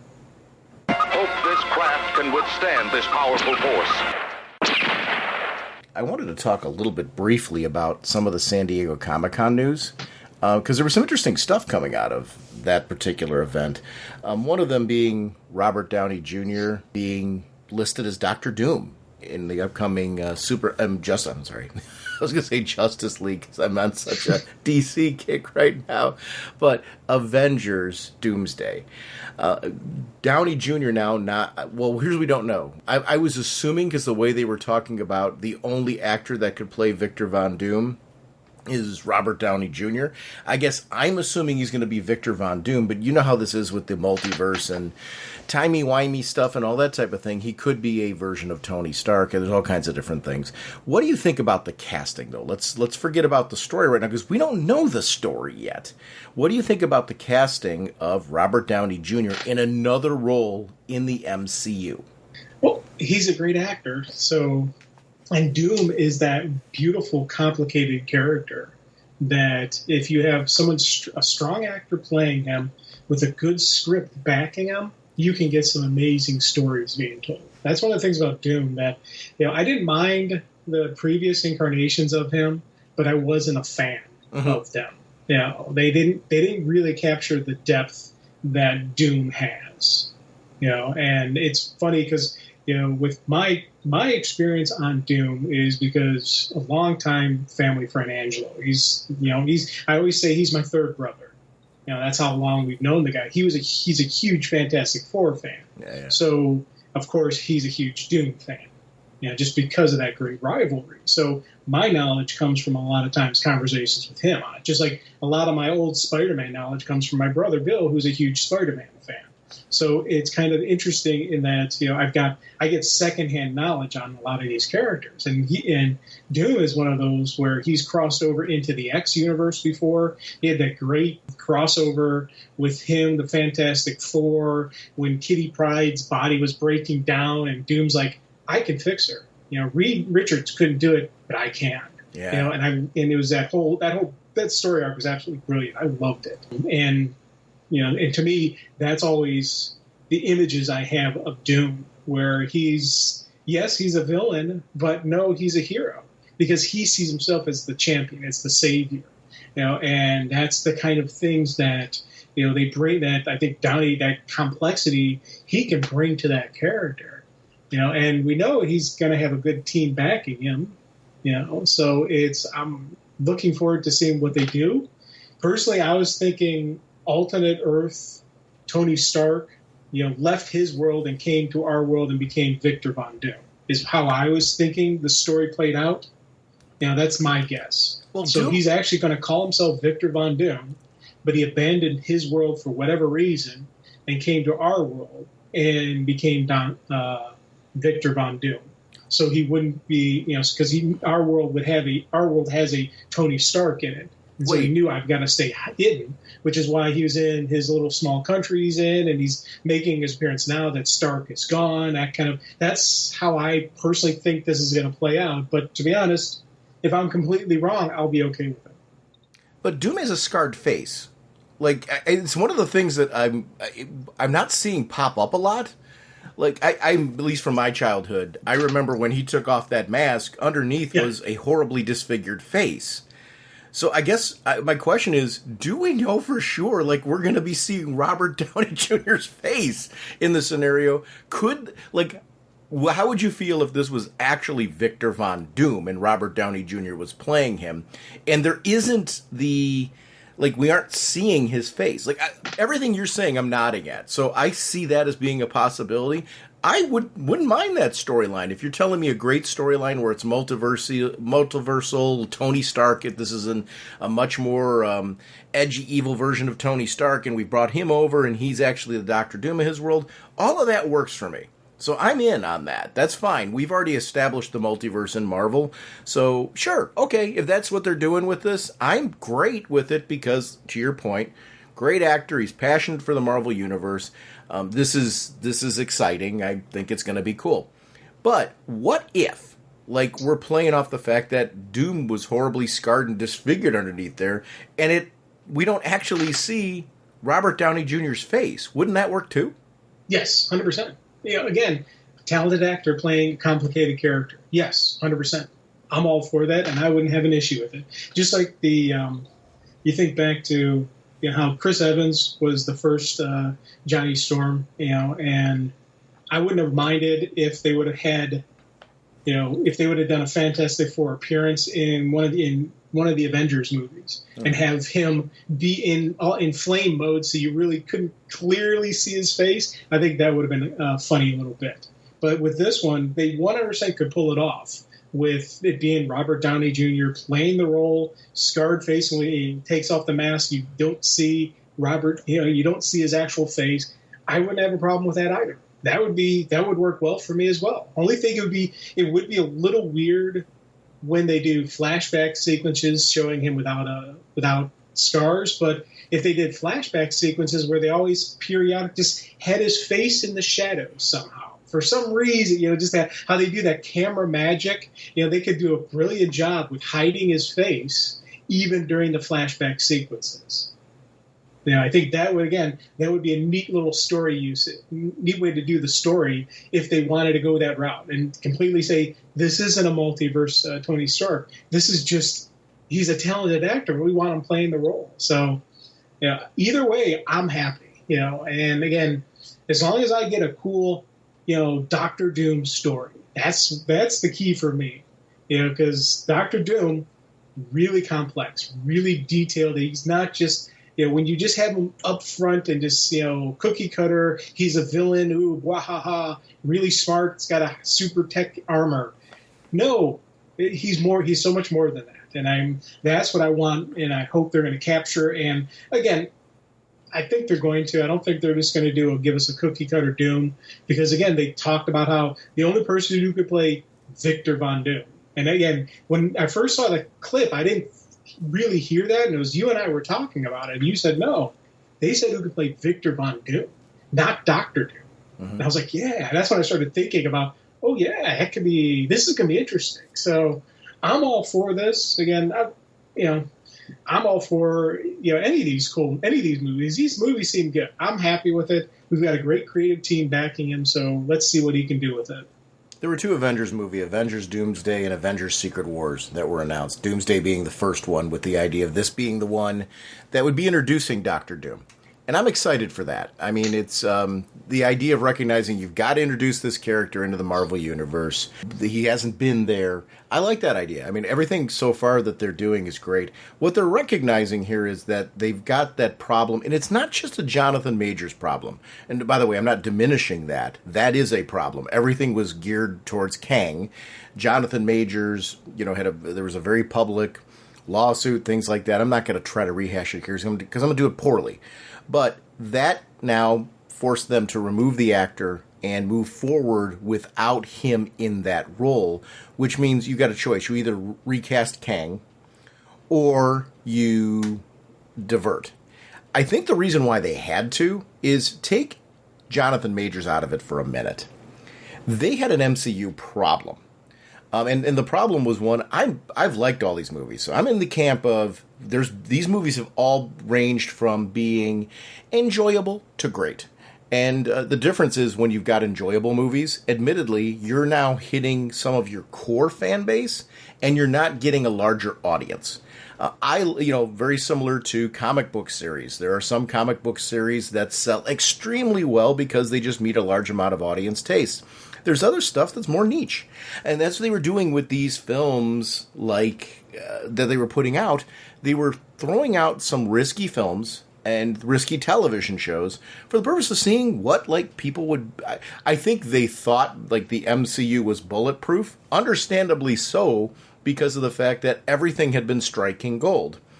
And then they put out some more risky stuff. And I'm sad that it didn't all do well, and my reason for being sad of that is a lot of times when experiments, especially with lesser-known characters, start failing, you start to pull back and blame it on the lesser-known characters. Their new approach where they're looking to do like 2 or 3, and it looks like about 3-ish, tentpole movies a year, the big Marvel movies a year. That doesn't mean that's all they're going to do. They might do other stuff in between, TV shows and things like that. But kind of focusing on them and focusing on quality versus quantity, I think is a smart move, just in the sense that you can promote them better, you can better bring people on board who maybe aren't seeing everything, which I think has been part of the problem with the MCU is you have to kind of see everything. I like that. I mean, for me, who's all in, I like the fact that I've got to watch the TV shows. There's a truth of, it's kind of like comics. Do you have to read all the comics? No, but we're talking about a crossover series, in a few minutes from DC, where you don't have to read everything, but man, if you do get a much larger picture of what's going on. So there is this sense of, you got to collect them all. You got to read them all. I think these films have been heading down the comic book realm, where you've got to watch the television shows, which means you got to have Disney Plus. You've got to watch a season of the television show or 2 seasons of television shows, 2 different programs, in order to have the backstory that you needed in order to jump into this film. It's a lot of commitment that you're expecting of a casual audience. We don't fall into that category, but even you two of us, we are a great example. We're both pretty much diehard fans of this kind of stuff, and I guarantee, I know for a fact between the two of us, I've seen a lot more of this than you have. That says something, that you're at the point as a viewer, and I don't want to speak for you on this piece, but I do think it's intriguing that we're both fanboys for the MCU and Marvel in general and all that, and we've both engaged with this material in a very different way. Am I being fair on how I'm painting the picture of you? Yes, big time. Because again, I'm a huge fan of this stuff. But there are some movies where I'm like, I still haven't seen, and there's some I see later on, and there's some where I'm very excited to see, but life got in the way. Wolverine, Deadpool, I still haven't seen it.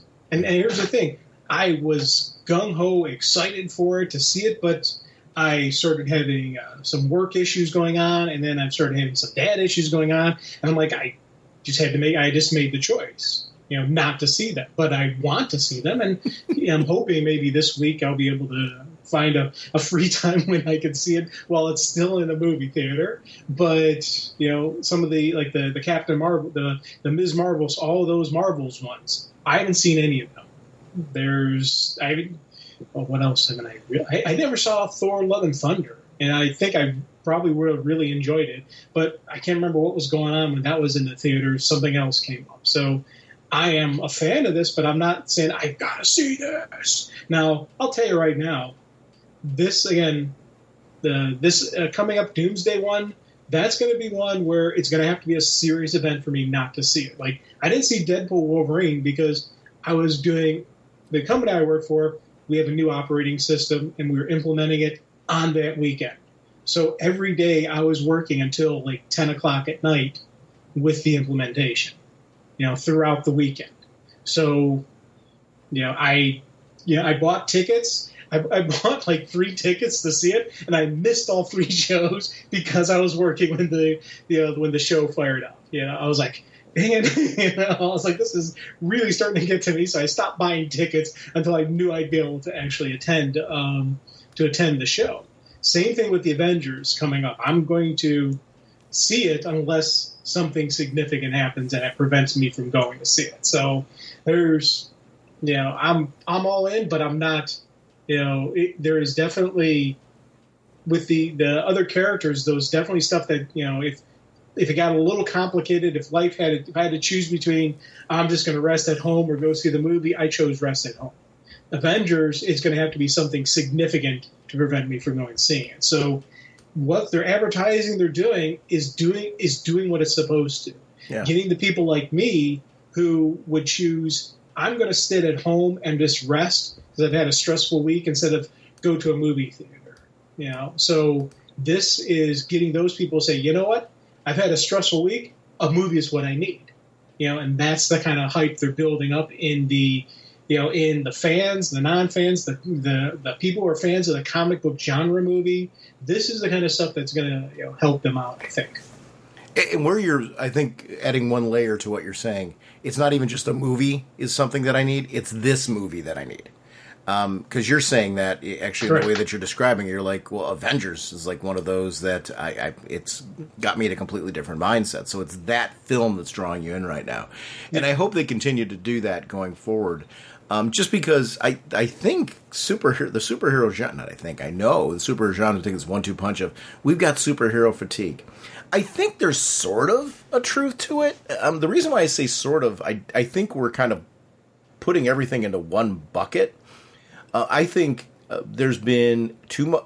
I think there's been too much of it too close, which is very hard for me to say because I've liked everything, to varying degrees, by the way. Because let's use an example: Thor: Love and Thunder and the Marvels.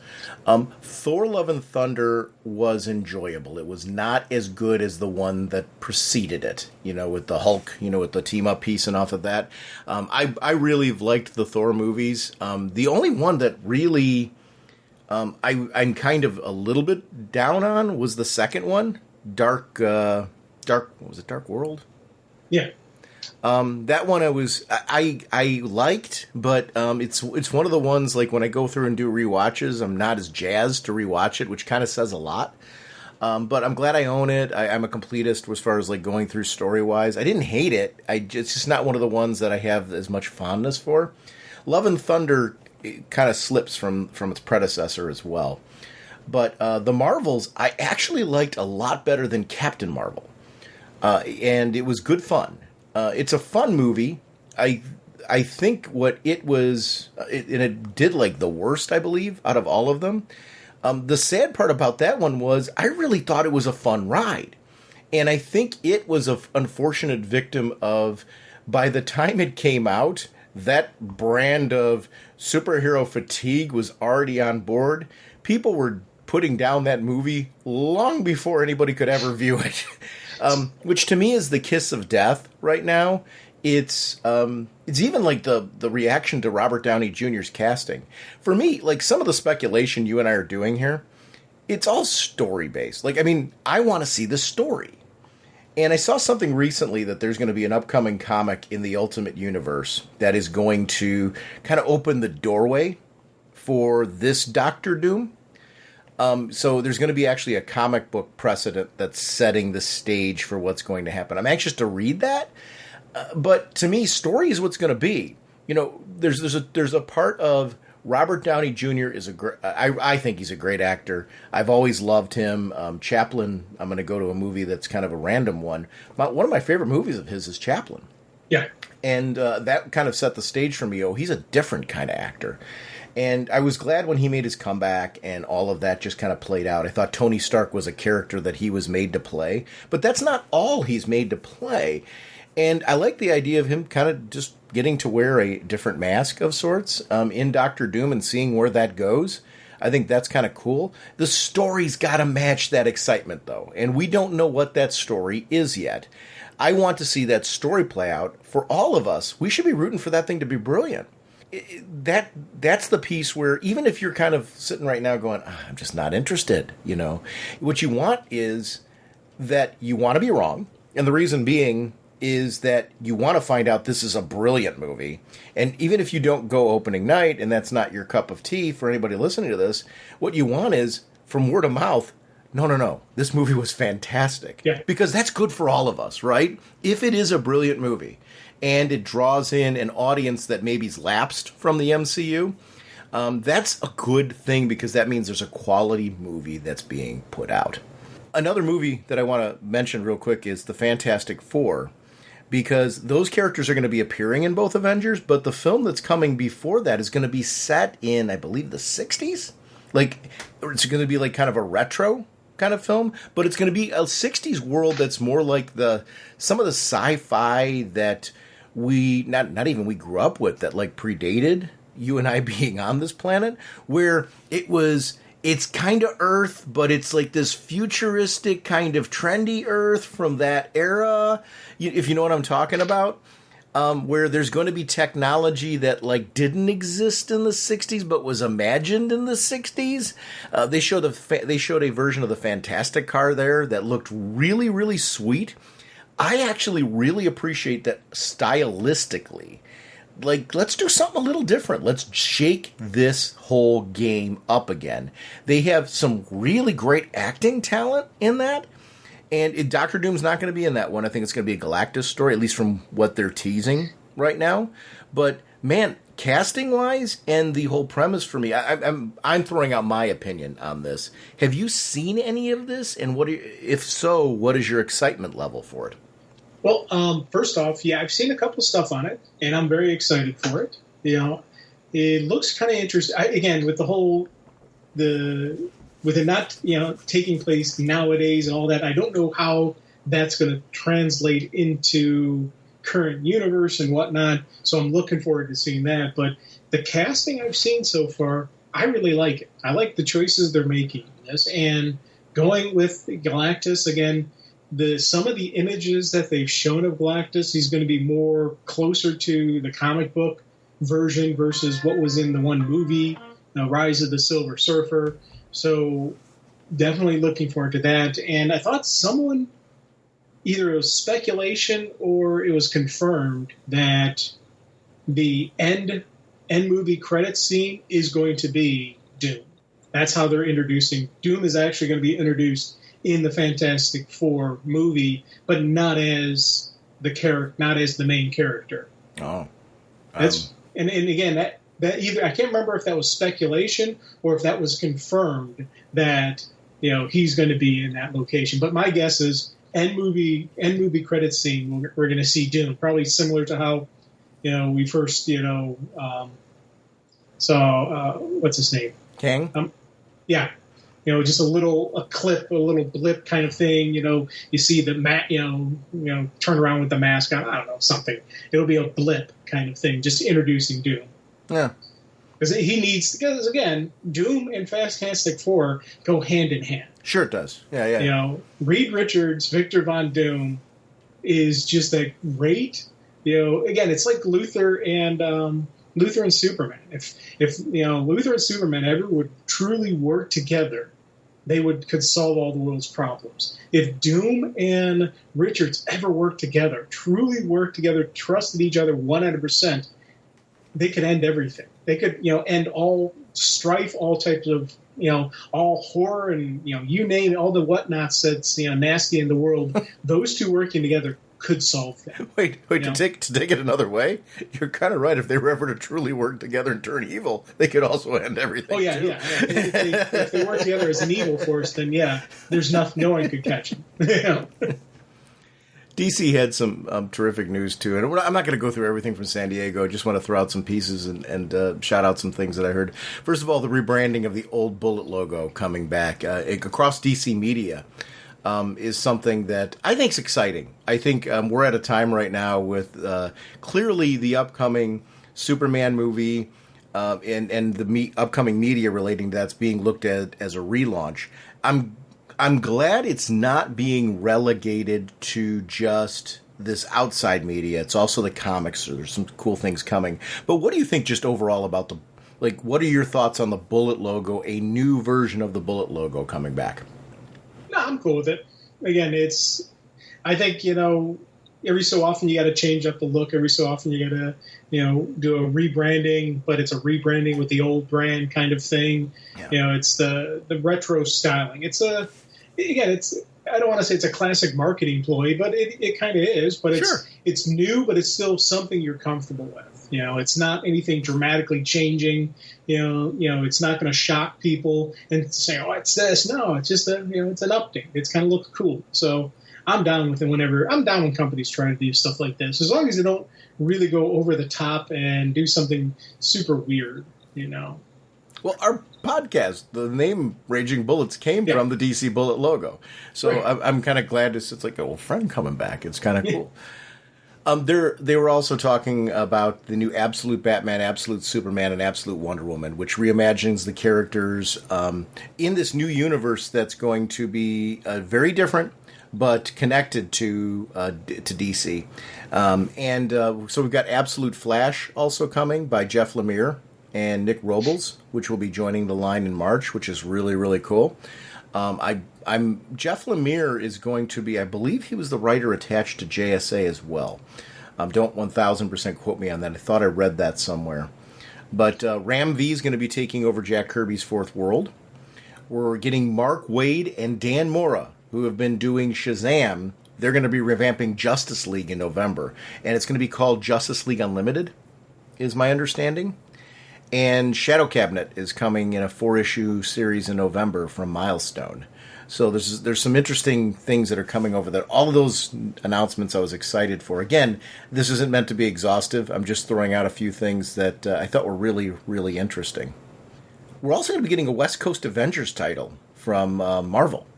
And as a part of their next big thing, I was excited to hear that. I was a big fan. I don't know if you read West Coast Avengers back in the day. I did. I really liked West Coast Avengers when it launched. For me, I was jumping between Marvel and DC. West Coast Avengers became kind of like this, oh, wait, I can get on the ground floor of an Avengers book? So when that book came out, to the very original West Coast Avengers, I was really intrigued by it. And it was a fun book. It was very well written. It was an exciting team. So the idea of bringing back that concept of West Coast Avengers is something that I'm really digging. Yeah. And they're doing a one-shot called Ultimate Universe, 1 year in, and it's going to be a book kind of encapsulating what's been going on in that Marvel Ultimate Universe, which I'm loving. The Marvel Ultimate Universe. Have you read any of that yet? Not yet. Again, what I'm doing now is I am reading only using the apps. Really? The DC app and the Marvel app. And it's been kind of interesting, process for me. Because before I was doing a combination of, buying through Amazology and doing the apps. Now I'm 100% just using the apps. I'm not buying through Amazology at all, except for with the stuff that's non-Marvel. The non-Marvel, non-DC stuff, I'm still using Amazology. But, I really, since the podcast, since we started season 2, everything has been through the app. And it's I'm still working on getting used to using the app and reading all my stuff through the app. So I'm right now just focusing on current stuff and, and that kind of stuff. And then I'm going to start branching out. The plan is to branch out into the Ultimate line, branch out some of the DC stuff, and just, once I'm more comfortable with managing the app.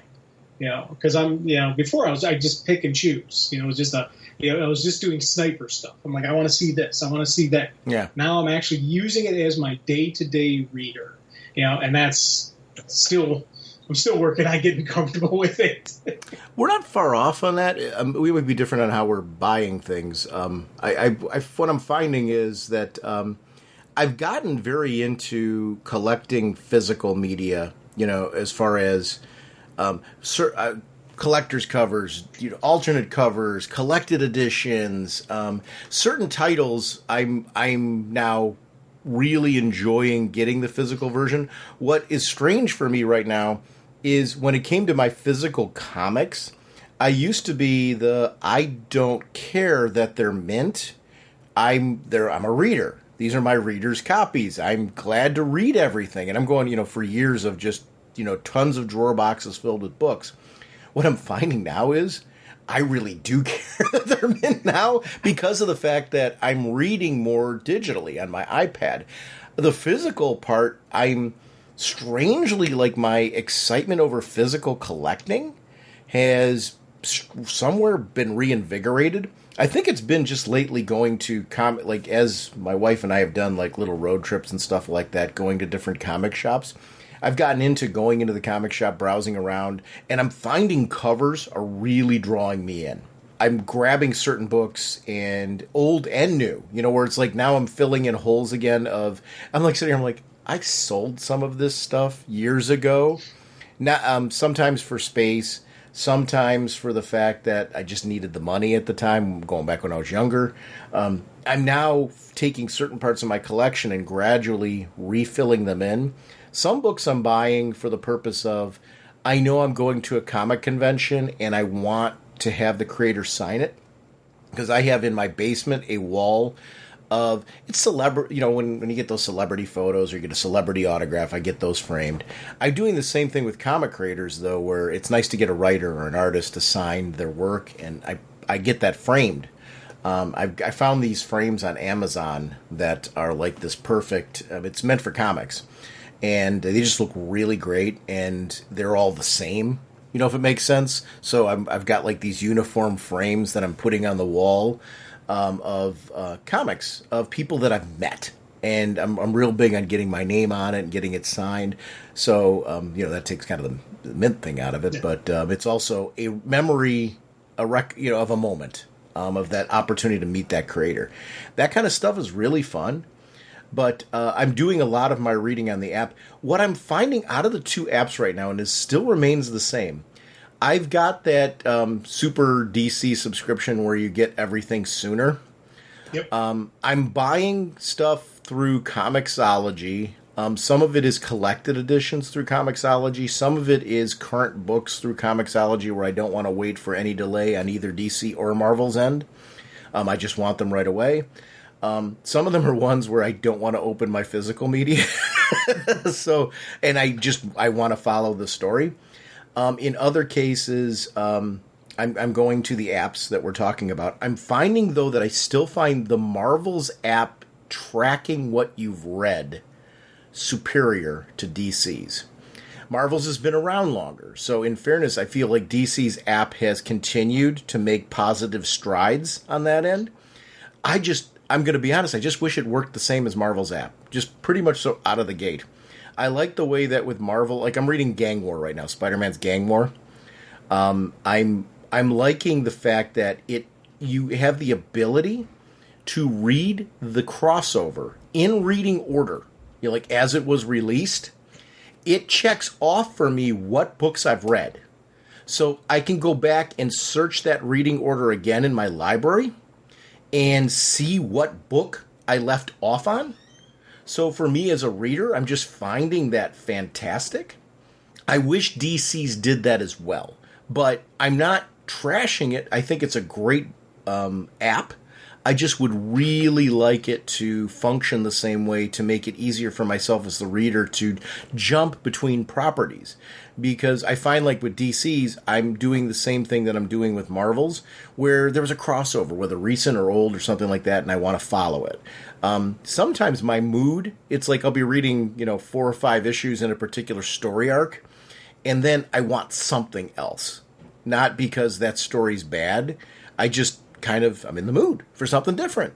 And I'd like to be able to seamlessly jump back and remember where I'm at. I feel like with DC, I still need to keep that spreadsheet, as far as keeping track of where I'm at. Whereas Marvel's, I don't need to at all.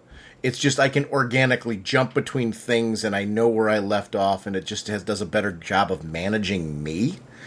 And it's a wish list for DC's app. I'm hoping it eventually steps up or surpasses.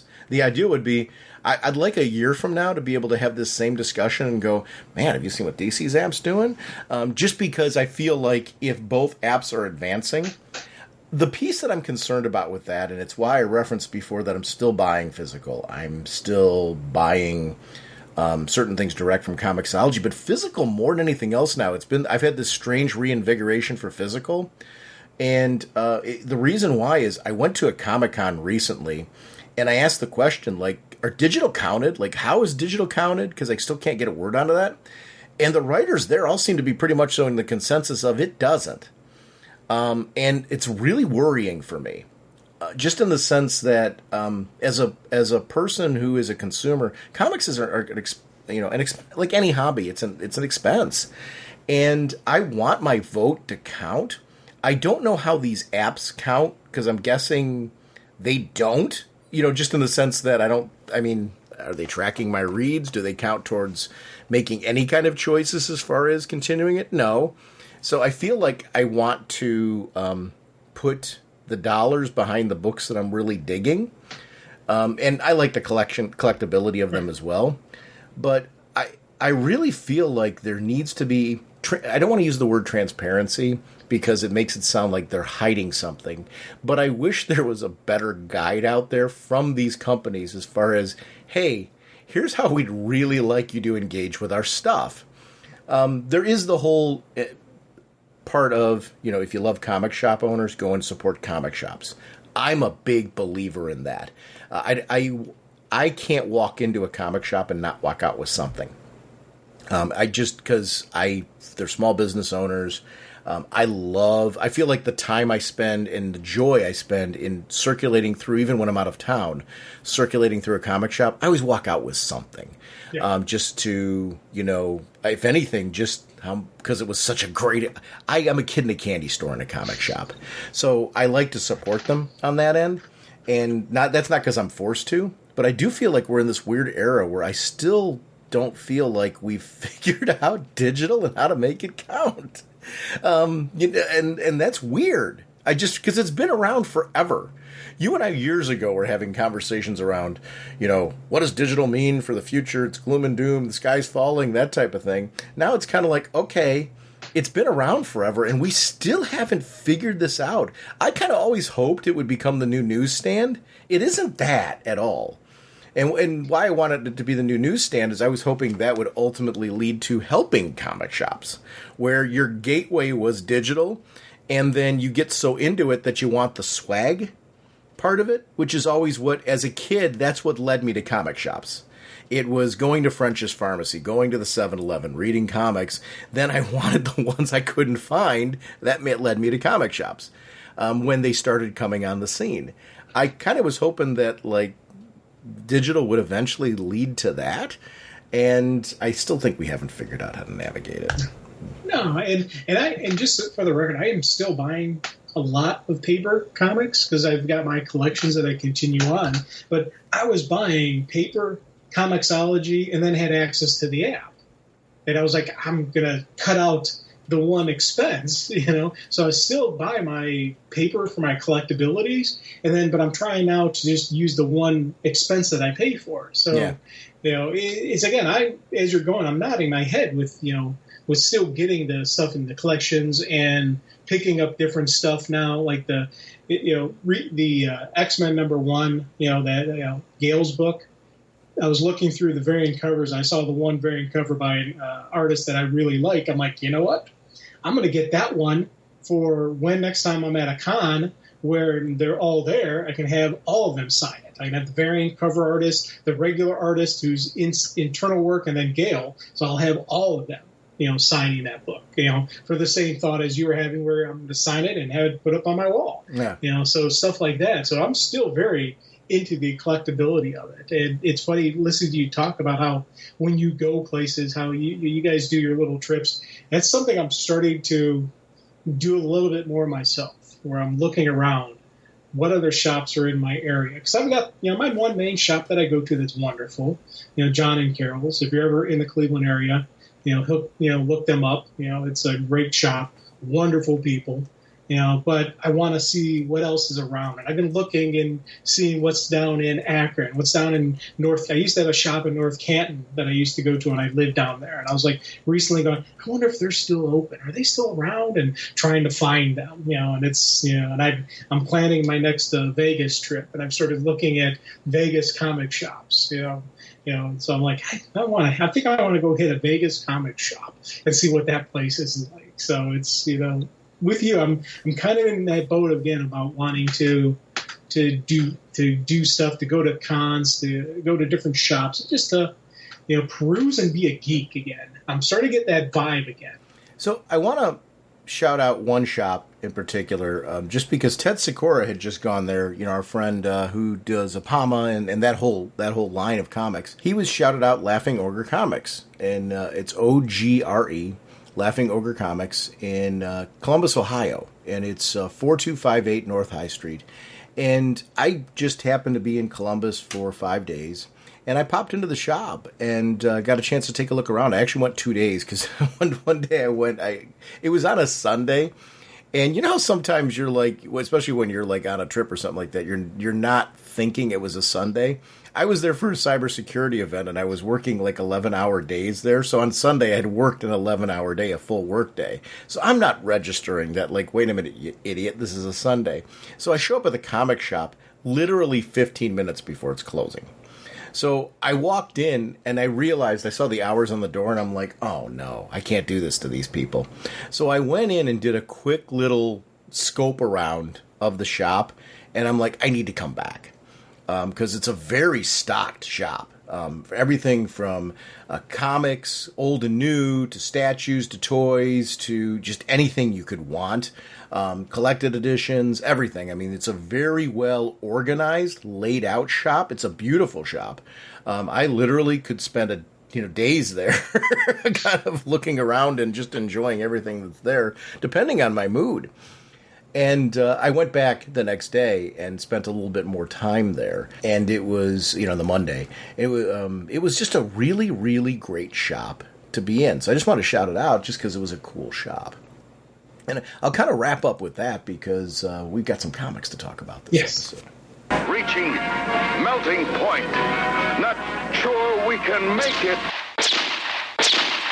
I would like to remind everyone about our show voicemail line. It's 1-440-388-4434 or Dr. Norge on Skype. RagingBullets@gmail.com is our email address. You prefer to contact us that way. We're available on all kinds of social media platforms. You can find that in our About Us section. That's also how you connect with us on gaming platforms. I'm part of a podcast called Is It Jaws? It's a bi-weekly podcast covering movie reviews using the Jaws 1 through 4 as a scale. RagingBullets.com is our show website. RagingBullets.com is where you can find out news on episode updates, news on when we're recording, things like that will impact you so that way you know what's going on for the podcast. We want to keep you in the loop. We also feed to Facebook fan page. We feed to Twitter/X right off of that website as well because we want to keep you in the know. We are proud to be part of an amazing Facebook group community. I go there and check out every day, just kind of seeing what kind of news is everyone spotlighting, what are things that people are interested in. So please consider joining that group and post your thoughts and comments. People will often post thoughts and comments on our episodes either on the Facebook fan page or in the Facebook group. I try to respond to all of those. So if you've got thoughts, comments on anything that we've discussed here, I do check those out all the time. So please feel free to participate in either area. We want to hear from you. If there's somewhere you want us to be, we recently, it's over the last year, got ourselves more active on Spotify. If there's somewhere you want us to be that we aren't, please let us know. We want to be connecting with you where you're at. So if you have suggestions on places you'd like us to be, we welcome that. This is a community-based podcast.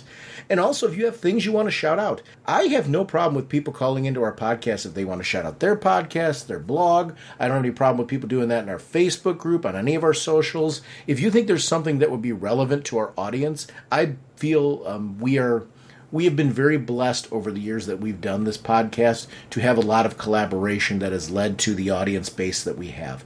I am a big believer in sharing. So certainly please feel free to plug your stuff on ours. All I would ask in return, please plug us. And I think that's kind of a nice little synergy that we end up having on this. We are sponsored, as always, by DCB Service and InStockTrades.com. Mr. Seguin, what is going on over at DCBService.com? Remember, take advantage of the search element. And I just threw in Superman, and I came up with DC Comics before Superman. Major Wheeler Nicholas pulp comics. Nice exploration of what DC Comics was like before they brought in the superheroes back in the 30s. And it's 30% off, only $42. Thank you, DCBS. Over at InStockTrades.com. They're reprinting the Absolute Editions gradually. And I'm a big fan of when comic companies do stuff like this because these collected editions are ones you want to keep in print. And Absolute in particular with the oversized celebration of the artwork. It's a great way to get some of these books. I'm talking right now about Absolute All-Star Superman hardcover, the 2024 version. $125 regularly, 50% off, only $62.50. It's a chance to get this at half off cover price. So if you missed this the first time around, please feel free to jump over to our sponsor, InStockTrades.com, grab yourself a copy. I want to thank both of those companies for continuing to support our show. Our next episode, Jim and I are going to be back, and we are going to be talking about the final chapter of House of Brainiac. We will see you next week. Bye! All right, you guys. Are you ready to sing your song? I'd say we are. Yeah, let's sing it now. Okay, this should be fun. Now get ready for your cue. Okay, Sean? Okay. Okay, Jim? Jim? Jim! Okay. Raging Bullets time is here. We talk about what we hold dear.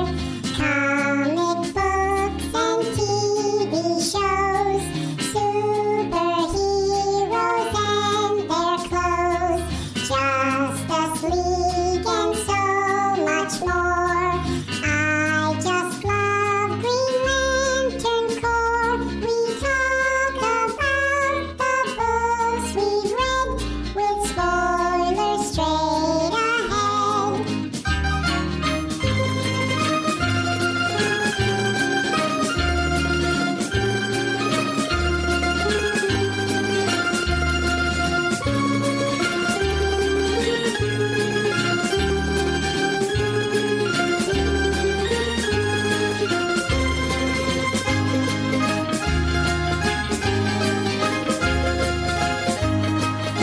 Okay, fellas, get ready.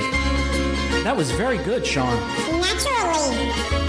Jim, you're a little flat there, so be careful. Jim. Okay. Justice League and so much more. I still love Green Lantern Corps.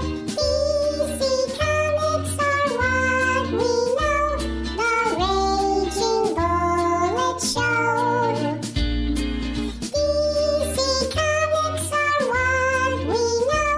The Raging Bullet Show. Excellent job, guys. Let's sing it again. Yeah, let's sing it again. No, that's enough. Let's not push it. Push it? What is that? Yeah, what are you talking about? No, I didn't mean anything by that. I think Jim, how long do you want the song to go? Look, it's our production.